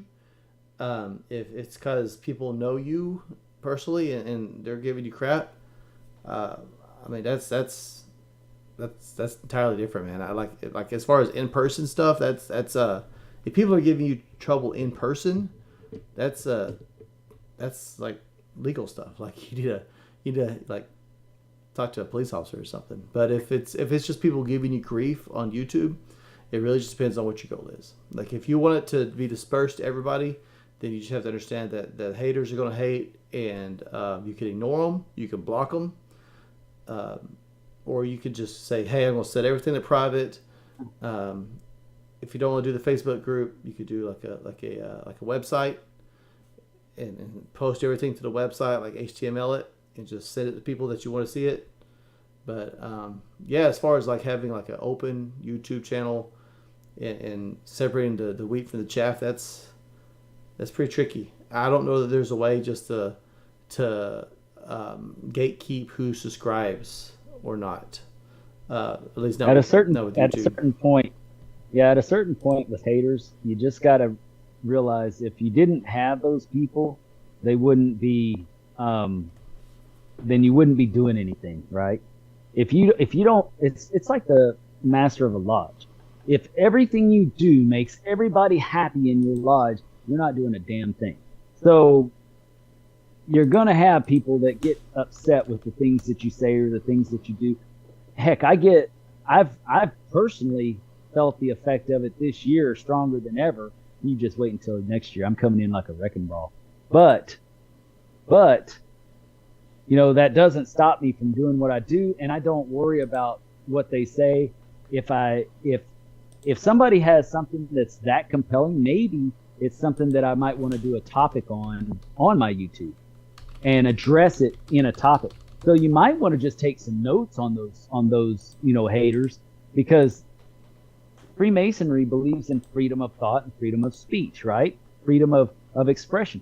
So let those guys not like you. Just because they're closed-minded doesn't mean that it's going to hurt you as a spokesperson for Freemasonry. And if you're on YouTube, you're a spokesperson. Now, make sure you remember that, because when I first got on here, I used to really do some outlandish stuff, but I've calmed that down because we really do need to keep it on the level and make sure that that was the beans. Make sure that we keep ourselves in check, so that we don't get ourselves in trouble, because we are held accountable, and not just to our grand lodges, but to our families and to who we are as people. And if you're doing this, you're doing it, I'm sure, for good reasons and not bad. So just keep that in mind. That's one of the recommendations I have is, but don't be afraid of them. I ain't scared of nobody, and I don't care who it is. I don't care who it is within my grand jurisdiction, any other grand jurisdiction. I had somebody one time, this past week, on one of my other posts say, I'm the Grand Junior Warden of whatever, and we insist that you take this down off your Facebook. You're giving away secrets. And I said, first of all, who are you to tell me to take anything down off of my Facebook from your grand jurisdiction? My grand jurisdiction can tell me, but yours cannot. You can go through my grand jurisdiction and tell me, but you cannot. And come to find out, it was all BS. It was a troll, and they weren't really part of a Grand Lodge or whatever. It wasn't Masonic Improvement. It was something on another thing. Okay. I see looking kind of puzzled, but it was one of my lodge Facebook page that they said this. Yeah. And it's like, who are you? Yeah. Well, even if it was Masonic Improvement, I'm kind of the same mentality. It's like, who are you? Yeah. Like, what exactly did I write that would have gotten me in trouble to get, my card pulled, right? Well, we haven't gotten in trouble yet, so I don't think anything we could say could. I'm not saying that we can't say anything that'll get us in trouble, but You hear that? I think as far as where our line is, where our boundary is that we've set for ourselves, as long as we stay within that, I think we're okay. Because we haven't gotten in trouble yet. Yeah, we push the envelope, that envelope's not open. Yeah. we push it and threaten it, but we don't. We would never open that envelope because we love what we do. Square and we love Freemasons. I try to keep that in mind. I kept my channel separate. Now that I know to keep myself in better check, I want to not be like. I'm not sure what he's saying. Did he say Dennis or no? He's just saying. I think he's saying. I think he's saying he just wants to be more open about his membership. But people hate and say that only rich people belong, and there's no way I am. I've been a Mason since 2019. Oh, dude, I get that. See, I'm on TikTok too. I'm on TikTok also, and a lot of people will say, "There's no way this guy's really a Freemason." And then I'll show like a collage, like me at Grand Lodge and me at other lodges and stuff. And I mean, people are gonna hate. I don't even do that. Yeah, I have no felonies or a criminal record. However, these guys character assassinate and have said wild things about me. Look at you got to not take that stuff personal. Don't take that personal. Yeah. You got to understand. You got to have thick skin. You got to understand that a lot of people look at Freemasonry kind of controversially. And then if you look, and I'm gonna throw some names out here, so none of you hate on me, but if you look like Andrew Tate or let's even say like Donald Trump or Joe Biden or oh gosh, but look at any figurehead, right? That has some kind of controversy. It comes with it. McCarthy. Huh? McCarthy. It's the name of the game. So I don't want to say that too loud. when you step up to become a when you put yourself out there like a herd of sheep, right? When one pokes his head up, that's when it gets the attention, right? And so anything you do, not just Freemason, but anything you do, once you start separating yourself from everybody else, once you step up and people start saying, hey, this guy, he represents something, people that don't like what you represent are going to hone in on you. It just comes with it. It's unavoidable. The only thing I would worry about is when your personal lodge takes offense to what you're saying, and because you are representing your lodge to a great degree, and I represent the Grand Master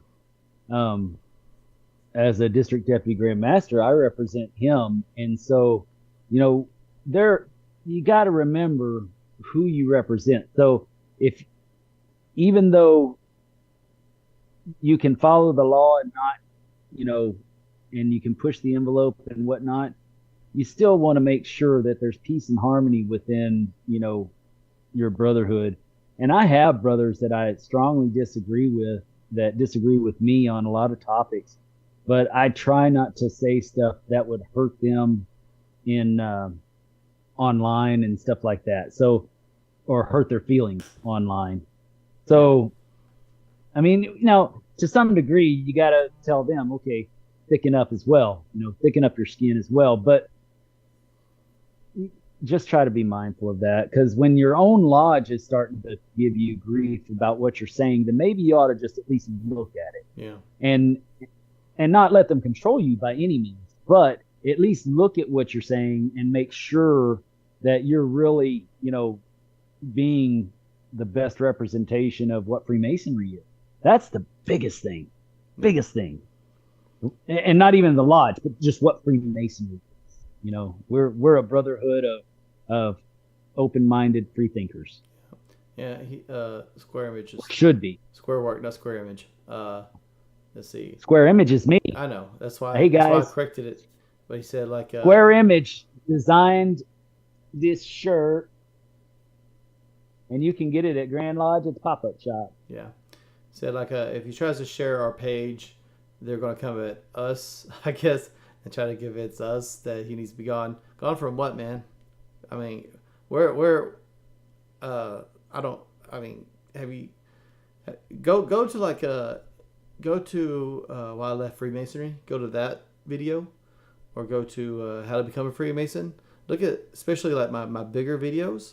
Look at those. Look at the comments, dude. Like I'm just saying, people out there, there's haters, and I mean, the only alternative is to be nothing and do nothing and say nothing, right?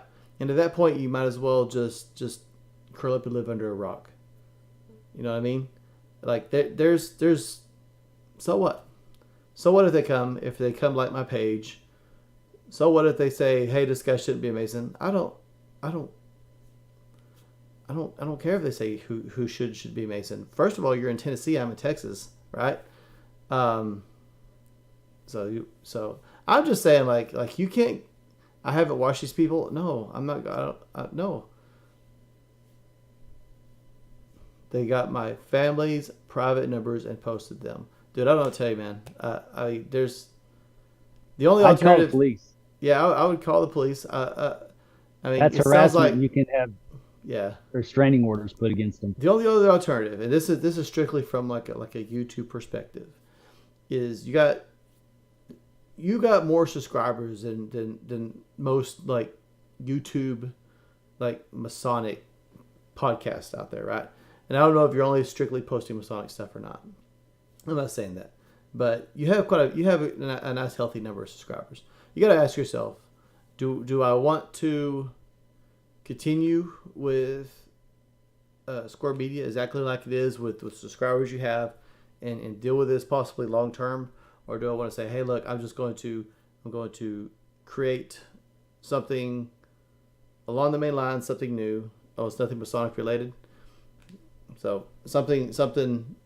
Basically, do I want to rebrand myself with a new channel, start over fresh, and keep it completely separate from me, right? So none of this nonsense happens. But yeah, I don't know your situation fully well, right? Yeah, so I don't know your situation fully well. I don't know much, but yeah, I would. He says you're right away. I would probably just say, look, I'm just going to reset.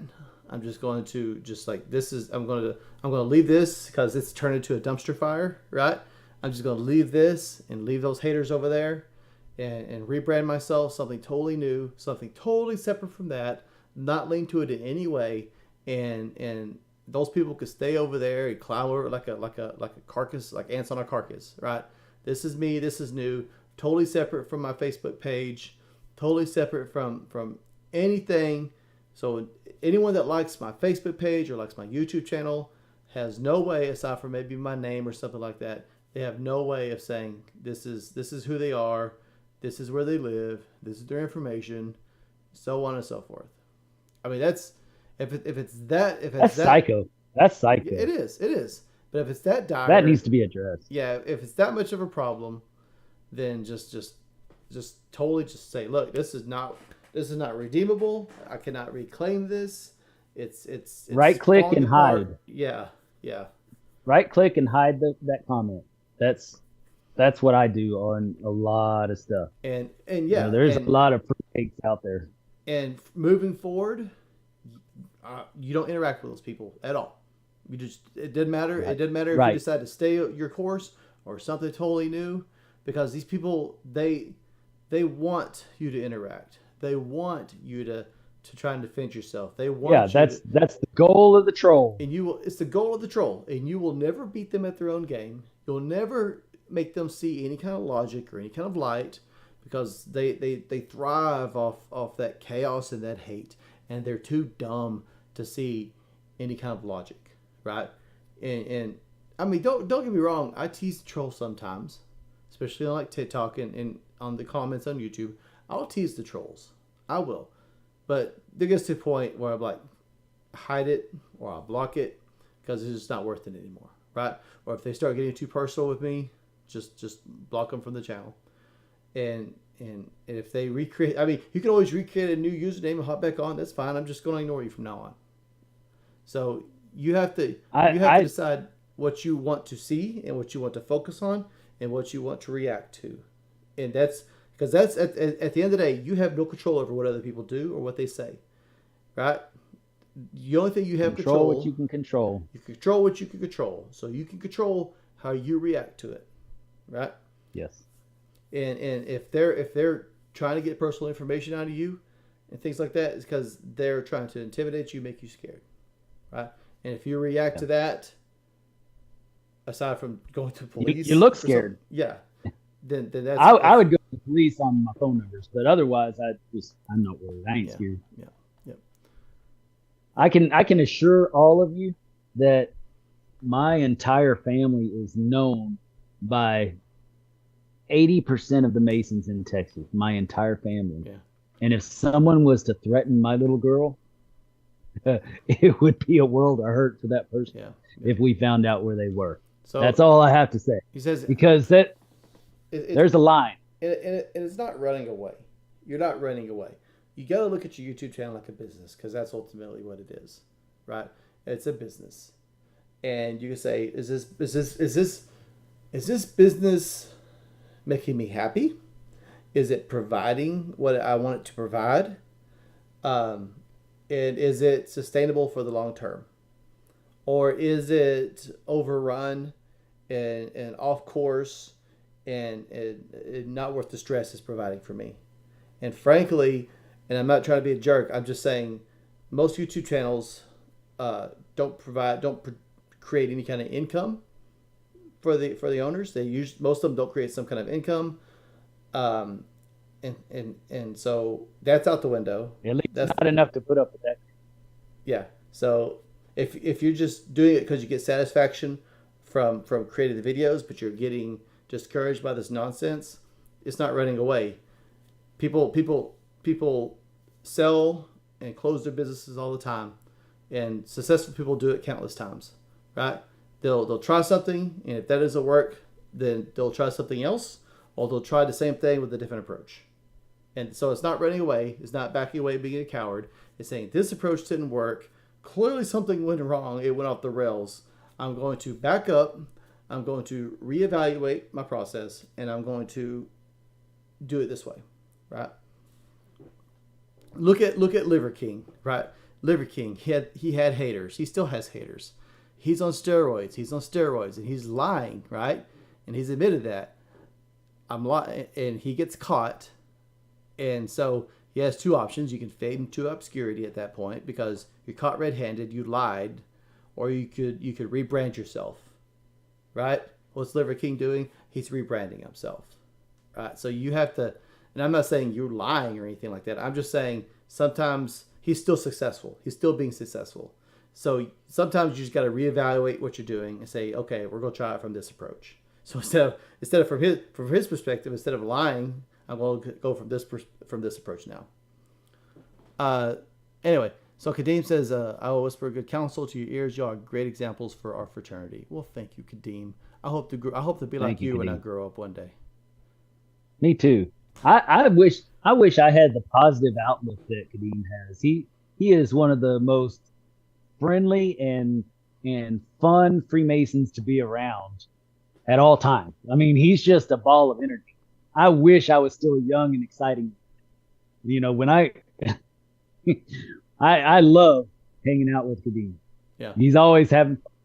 In everything that he does, he's having fun. And so that's the kind of Freemasonry I wish most of us would see. And, you know, we all had that same kind of passion that he has. We love you, Kadeem. Yeah, he gets around, man. He does some traveling for sure. And so what I knew, he told me he was going to be coming to Hillsboro, and I was very excited when I knew he was coming. And of course, he was riding with Jeff, so he was fashionably late, but I'm glad he made it because it's always a good time when Kadeem's in the house. Just saying. That's why Jeff didn't quite make the cut because he's like me. My last name is Yates, and everybody calls me Dennis Lates because I'm always just fashionably just making a presence, just letting it be known that Yeah, I'm here. I made it.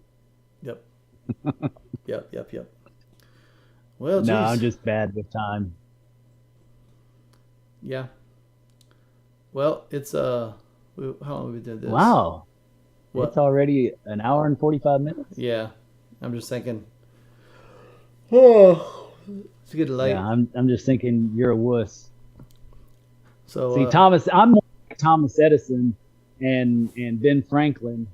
I'm an insomniac. So after we get off here, I'll read a book and then I'll write man, and then I'll work on books put me my to sleep. then I'll work on my clothing line and my apron cases and aprons and all that, my hats. Oh, this isn't one of mine. Sorry. This is our Grand Master's hat. And I'm wearing it in honor of this Grand Annual Communication. I'm excited. I'll see y'all there. That's man, I this is one of my favorite times of the year. Yeah. This is like the Super Bowl for Freemasons. When I was a I kid, love it. I used to stay up super late and I would just read. Right. I would stay up late reading all the time, and just different things. And I would read for hours. And now if I start reading, I get sleepy. I start falling asleep. So I don't read quite as much as I used to, unfortunately. But try to do it in My youngest small son was like bursts. that, and my younger son was like that, and so is my daughter. They just love to read. They'll just lay in bed and read. Now I can't be in bed because if I have any light on in the house with my wife, I get in trouble.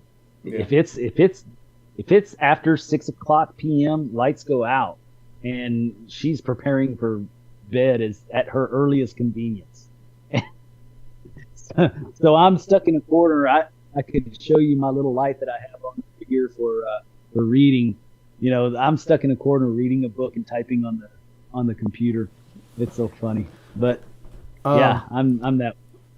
Kadeem says you're making me blush because I'm hanging around great brothers like Justin. That's what he said. I know that's what he said.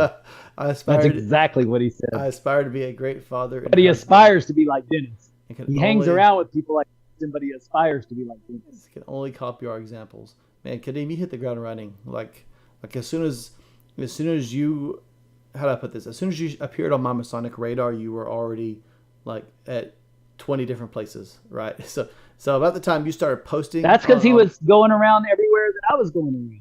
Yeah. Like I ran into him at that York Ride Festival at Fort Worth. It's like he reached out to me like 2 days before that or a day before that. He's like, "Oh my God, that's Kadeem." So yeah.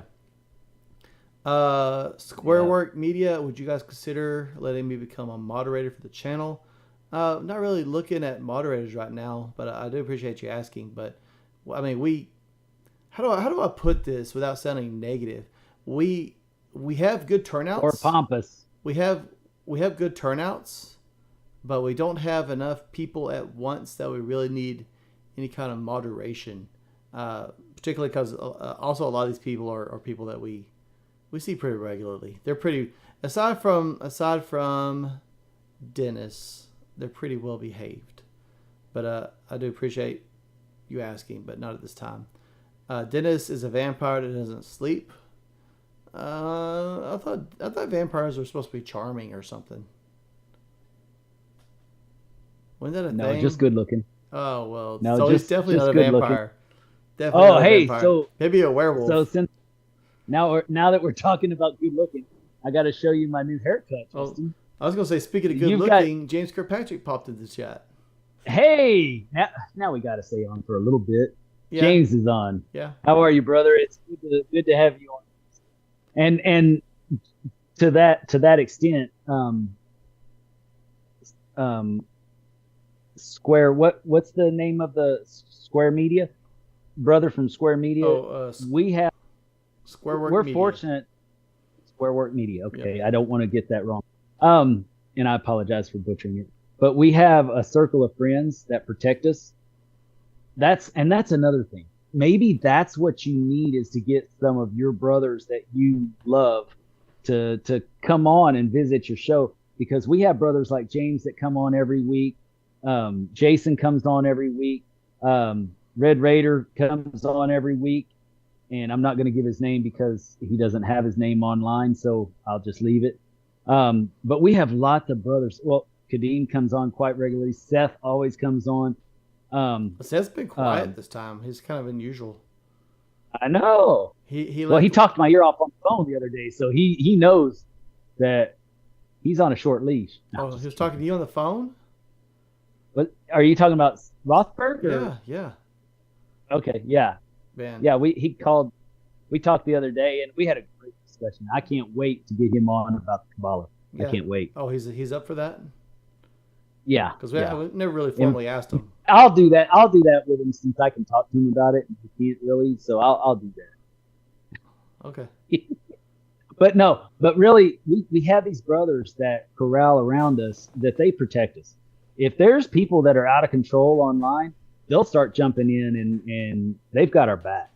And so maybe that will help you with your cushion while you're having your YouTube as well. Keep in mind, like a live is very different than something you posted. Well, right. We do it with the not with our recordings. Our recordings, who cares what they think? I'll post it everywhere too. I don't care. Yeah, same here. Except for my personal page. Yeah, I don't usually. I think so. Jim Hall shared. He tagged me in a post that he shared, just saying that, hey, we're recording an interview, and I went ahead and shared that to my personal, but that was like the first time probably in like 6 months I shared anything Masonic improvement related directly to my stuff. Let's see. Dan Best said he sent us a message, by the way, on Messenger. Okay, so I checked earlier and I didn't see it. So good, thank you. He also says thanks both of you, and I hope everyone here has a good night. So yes, thank you, Dan. Keep it between the points, brother. Yep. James said he's been in mourning the loss of his mentor, Floyd Hall's wife. So he's been spending a lot of time with him, and that's the reason he missed the Hillsborough Festival. So I completely understand, James. I mean, you've been at just about every festival we've held in Hill County and Johnson County. So I mean, it's understandable. I mean, well, and not only that, but not only that, but your brother needed you, and that's more important at any time. Absolutely. The degrees can be done, and if they don't have enough people, then they don't have enough people. Yeah. But there's certain things that should come first, and that's one of them. And that almost made me tear up. Golly, it's almost like watching draft day on TV. Just kidding. But James, we were talking about that earlier. Actually, we had a really good turnout. I helped with several of them. I did junior warden for what's the first one? Wow, he did the easiest parts.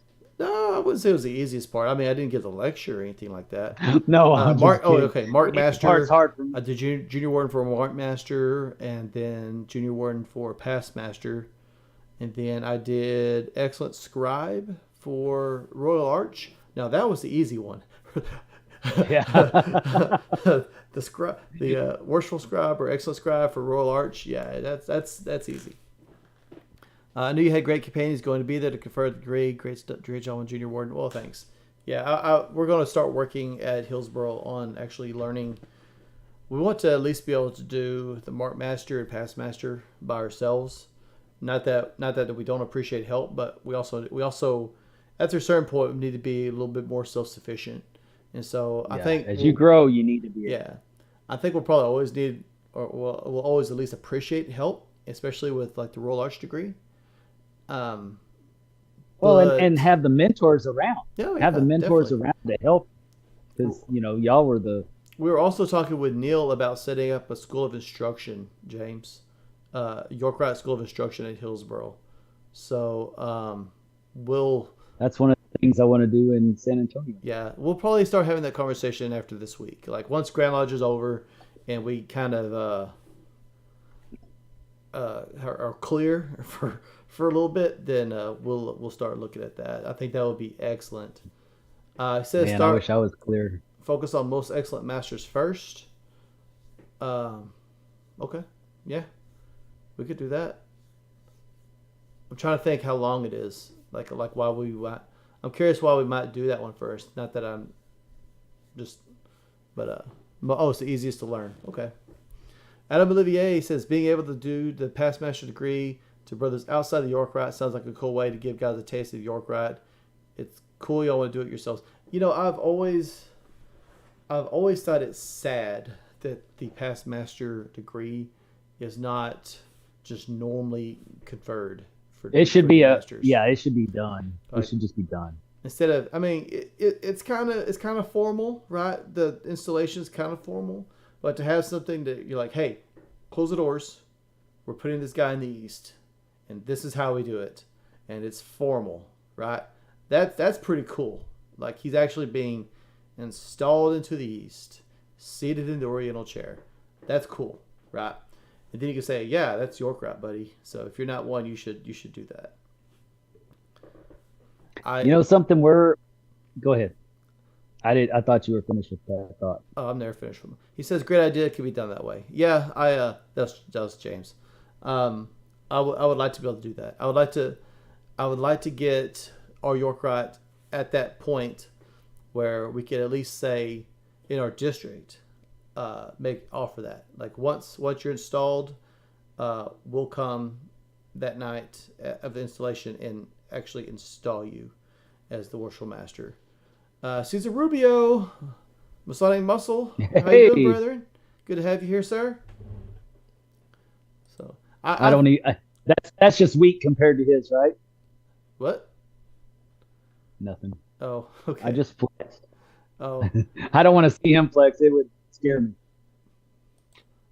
Masonic muscle. Do muscles scare you, Dennis? They do. Oh, okay. They're intimidating. Hillcrest Lodge. Oh, so this is Kadeem. Hillcrest Lodge did it last year. They had 50 candidates at Blue Lodge. They were going to the east and west. It was awesome. So you're talking about like the past master degree?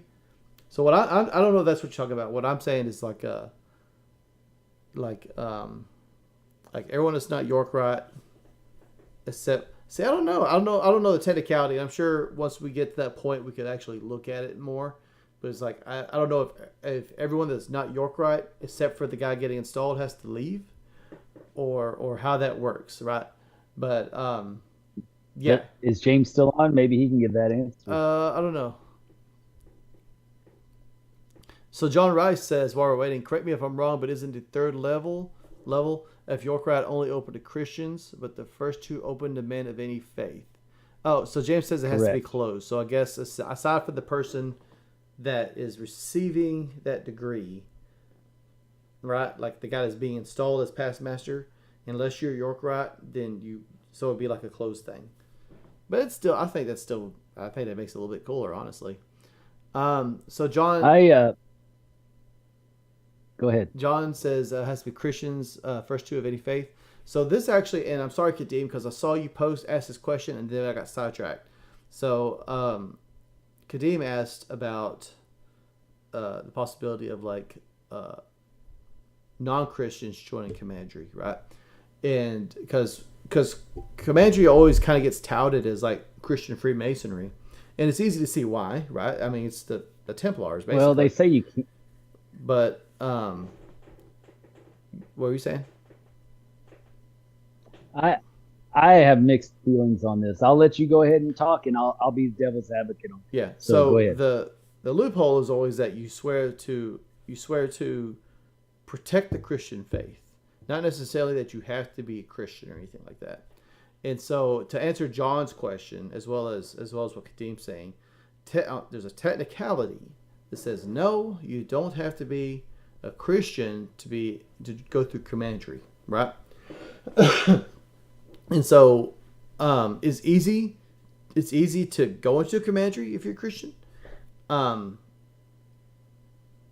it's not open to only Christians. You just have to say, look, I'd be willing to defend the Christian faith, which to be frank, like because Kadeem was asking from like a Muslim perspective, like would you be willing right. But would you be willing to protect the Muslim faith? I mean, if something happened on a world level and they're being persecuted, and I could do something to help them, of course I would, right? It's the same perspective from Christian. Now let me be the devil's advocate real quick, and that is, let's say you had to choose between the two. So if you had to choose between the two faiths, then which one would you choose? So if you know in your heart that you would have to protect the faith that you belong to more than the other, maybe that's not a valid oath. And that's how a lot of your Texas Freemasons especially will feel. And because Texas is strong Bible Belt, man. I mean it, and you know my heart, Kadeem. You know that that's why I'm more involved in the Scottish Rite than anything. But I'm in the commandery, but I'm not the same type of Christian as most of the other Christians that are in the commandery, and so Justin's right. It is a technicality, but do you really want to be a part of something that other people will not want you to be a part of? I don't.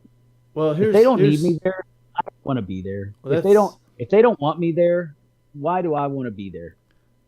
I tell you, it's a badass degree, and I think that it should have been. Yeah. That's the way the master's degree should have been. It's very similar to that, but I think a lot of that comes from this approach, this mentality. Well, first of all, I mean, sure, it's based off the Templars, right? The commandery is based off the Knights Templar. We're not going on crusades, right? We're not. It's loosely based on the Knight Templar, and if you as a Mason feel as though someone else that has joined is not holy enough to hold up to your ideals, then you miss the entire lesson of everything you learn in Freemasonry up to that point. Right. And I agree with that. I agree with that 100%. But that's why I'm saying, do you really want to be active in something where you don't feel like you're wanted? And it's not because of the degree itself or the fraternity or the commandery.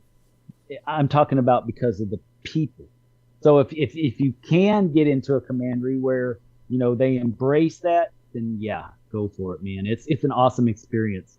I can tell you the most impactful degree I've ever done.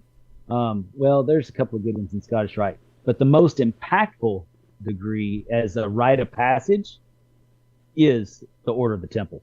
Hands down, no other degree can compete. Yeah. Unless you do the Scottish degrees in other grand jurisdictions. So John Rice says, I'm fine with protecting any good faith, even if I'm not of that faith. And that's basically what I'm getting at. Well, me too. Yeah. James Kirkpatrick, technically correct. A brother can truthfully answer certain questions. A Muslim or a Jew could join. And I've been there when a Muslim joined commandery. John Rice, I'm not sure what he's talking about, but he says, well, Aisha was 9, and I find that wrong. Personal opinion. I'm not sure. I don't watch news or anything, so if that's a recent thing, I don't know. I'm sorry. I don't watch the news, and I'm happier and healthier for it. So if that's something that's like people know about, I'm sorry. Kadeem says I would want my friend Kirkpatrick to knight me. I'm sure that could probably be arranged. Kadeem, are you going on the 4th to Fort Worth to that event? I know we talked about it, but a lot happened that day. So Kadeem says, I've seen it from that angle. Yes, if something would happen to my Christian brother and I can help, yes, I would. Absolutely. Well, I understand, and my question is not if you could help your Christian brother, because I love all people. Period. I just love people, and I know that we're all just searching for the same thing, right? What a hippie. We're just trying to find and understand God, right? But my only thing is that if you, and I'm not trying to be a bigot either, but if you had to choose, like let's say you had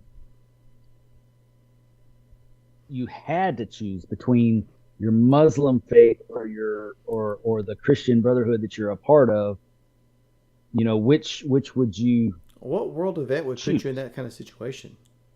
Like Who knows? this is an awfully specific scenario you're running. Like, are you? Do you know something that we don't? I'm just curious why you're running this specific scenario. Well, I know that.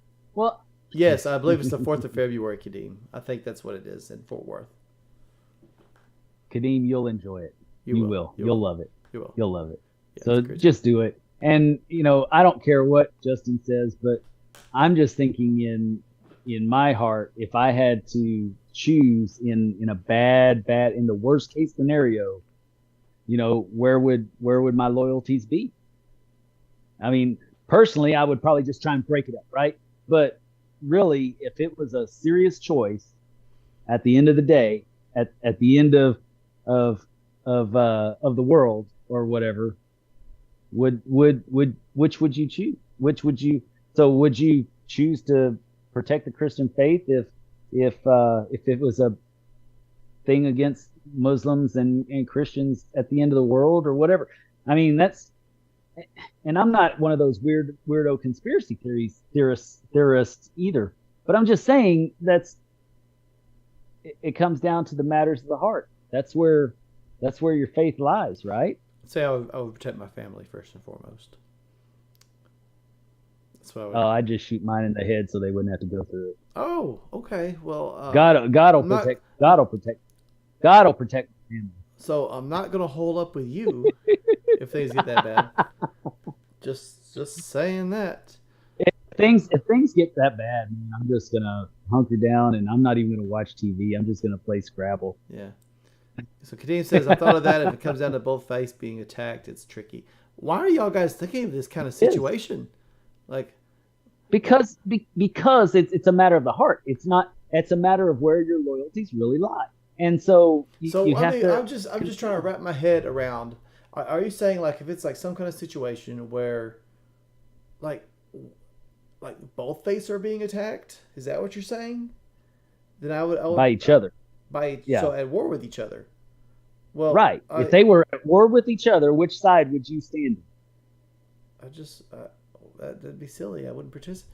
I mean, it's like saying, I would just would you go on a crusade if Crusades came back? Like, I'm not. Yeah, I you know what? I stand with James Kirkpatrick. I stand with tacos. If it came to it, I would choose tacos. Yes, I would definitely go to James's house because my wife loves tacos, and we just live on tacos for a while. So I follow James on Facebook, and he has a very interesting coping mechanism when people get kind of when the conversation gets. He does this on Texas Freemasons too. Like when the conversation gets really intense, I like it. Or if he makes a post and someone's kind of a jerk to him. Like I don't know who that guy was, James, that made that comment on that Billings picture you posted. That was hilarious. Came across as a jerk. I don't get why people do that. But his mechanism is he brings up tacos, and everybody loves tacos. So that disarms the whole situation. That diffuses. Yeah, that diffuses. So we'll just pull up in a taco truck. Yeah. So when that happens, Kadeem, let's just all join in on the taco truck, and we'll just hand out tacos to both sides, right? And that'll just make it all go. Yeah. Yeah. James says, I know that brother who was offended. Well, I know I could tell you did, but I don't know. I don't understand being so easily offended, but some people, to each their own, I guess.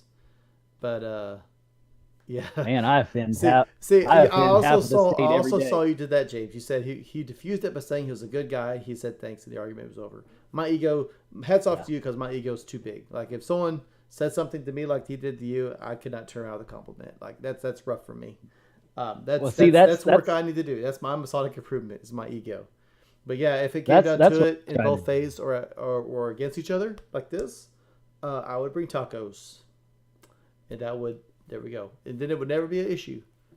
Just bring tacos. I always debate first, and that way, and then at the end I say, look, brother, I know your heart's in the right place, and you're just defending what you believe, and this is all in good fun, and we love each other, and that's what's great is that we can still walk away and be okay in brotherly love, because that we should be debating with each other because we can walk away in brotherly love instead of being like the outer world that has this left and right side that they just absolutely hate each other, which is ridiculous. if you went to Washington, they don't really hate each other.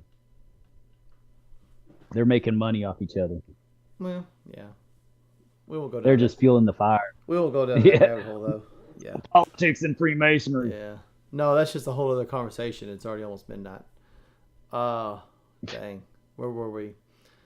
Yeah. James is a source of joy. He never gets mad. Yeah. I'm sure he gets mad. We all get mad, but he's a very positive.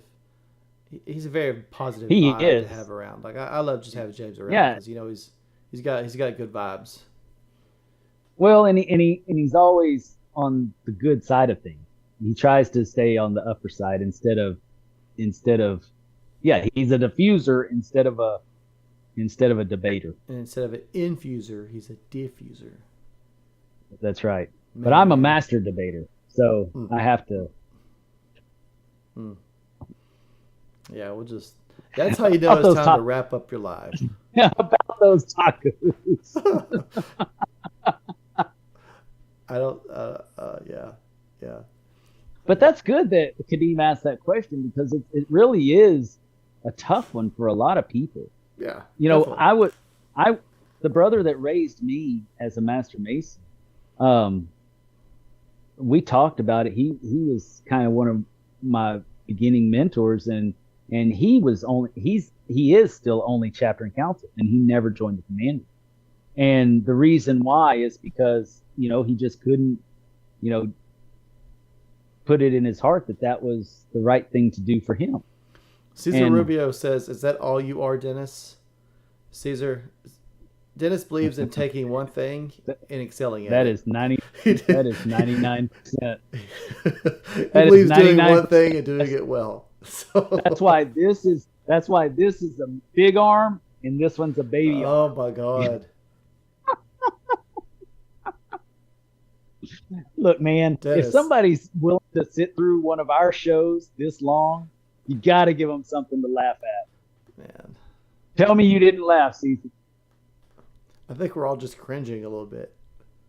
Let's talk about tacos again. Let's go back to tacos. That was a much better conversation. Well, right. This is my taco. This is my taco arm. This is the one I feed myself with.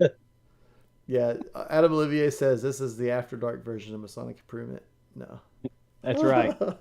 It went from keep it between the points to keep it between the points. All right. Okay. Well, with that, let's go ahead and wrap this up. Let's wrap it up. It's getting late.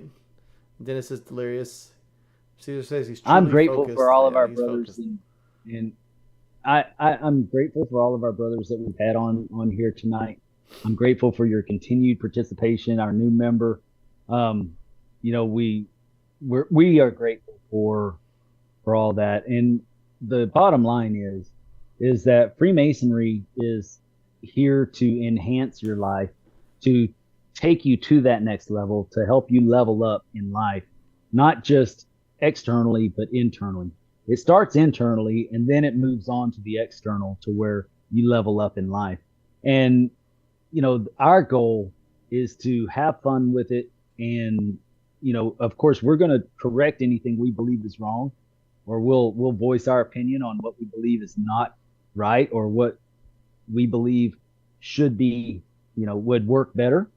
But everybody has their Freemasonry.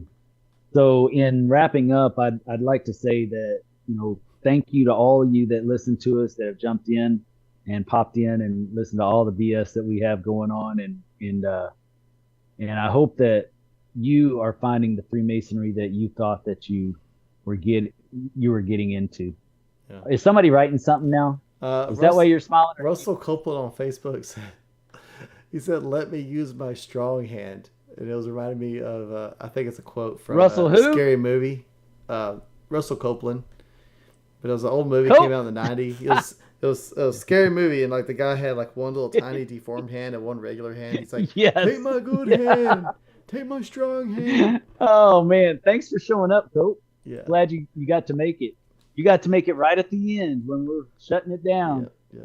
But I'm sure you had a lot going on. Cope is in my district. Oh. I love him to death. He's one of my favorite brothers to travel with. Well, since this brother is too busy, being a father. Definitely. I leave my child I'll leave my child at home and I'll just travel. Don't take But Dennis's strong hand. Just trust us. Just trust me on this one. but no, Cope is a wonderful brother, and he's one of those brothers that doesn't get involved in politics, doesn't mess around with all that stuff. Man, he just wants to level up. Yeah. And I love him for that. And that's what I'm trying to say is for all you brothers out there, real quick, get over it, Justin. All you brothers out there that feel like you're not getting that Freemasonry that you thought you were looking for, let us know. Reach out to us. Come on these lives, ask questions.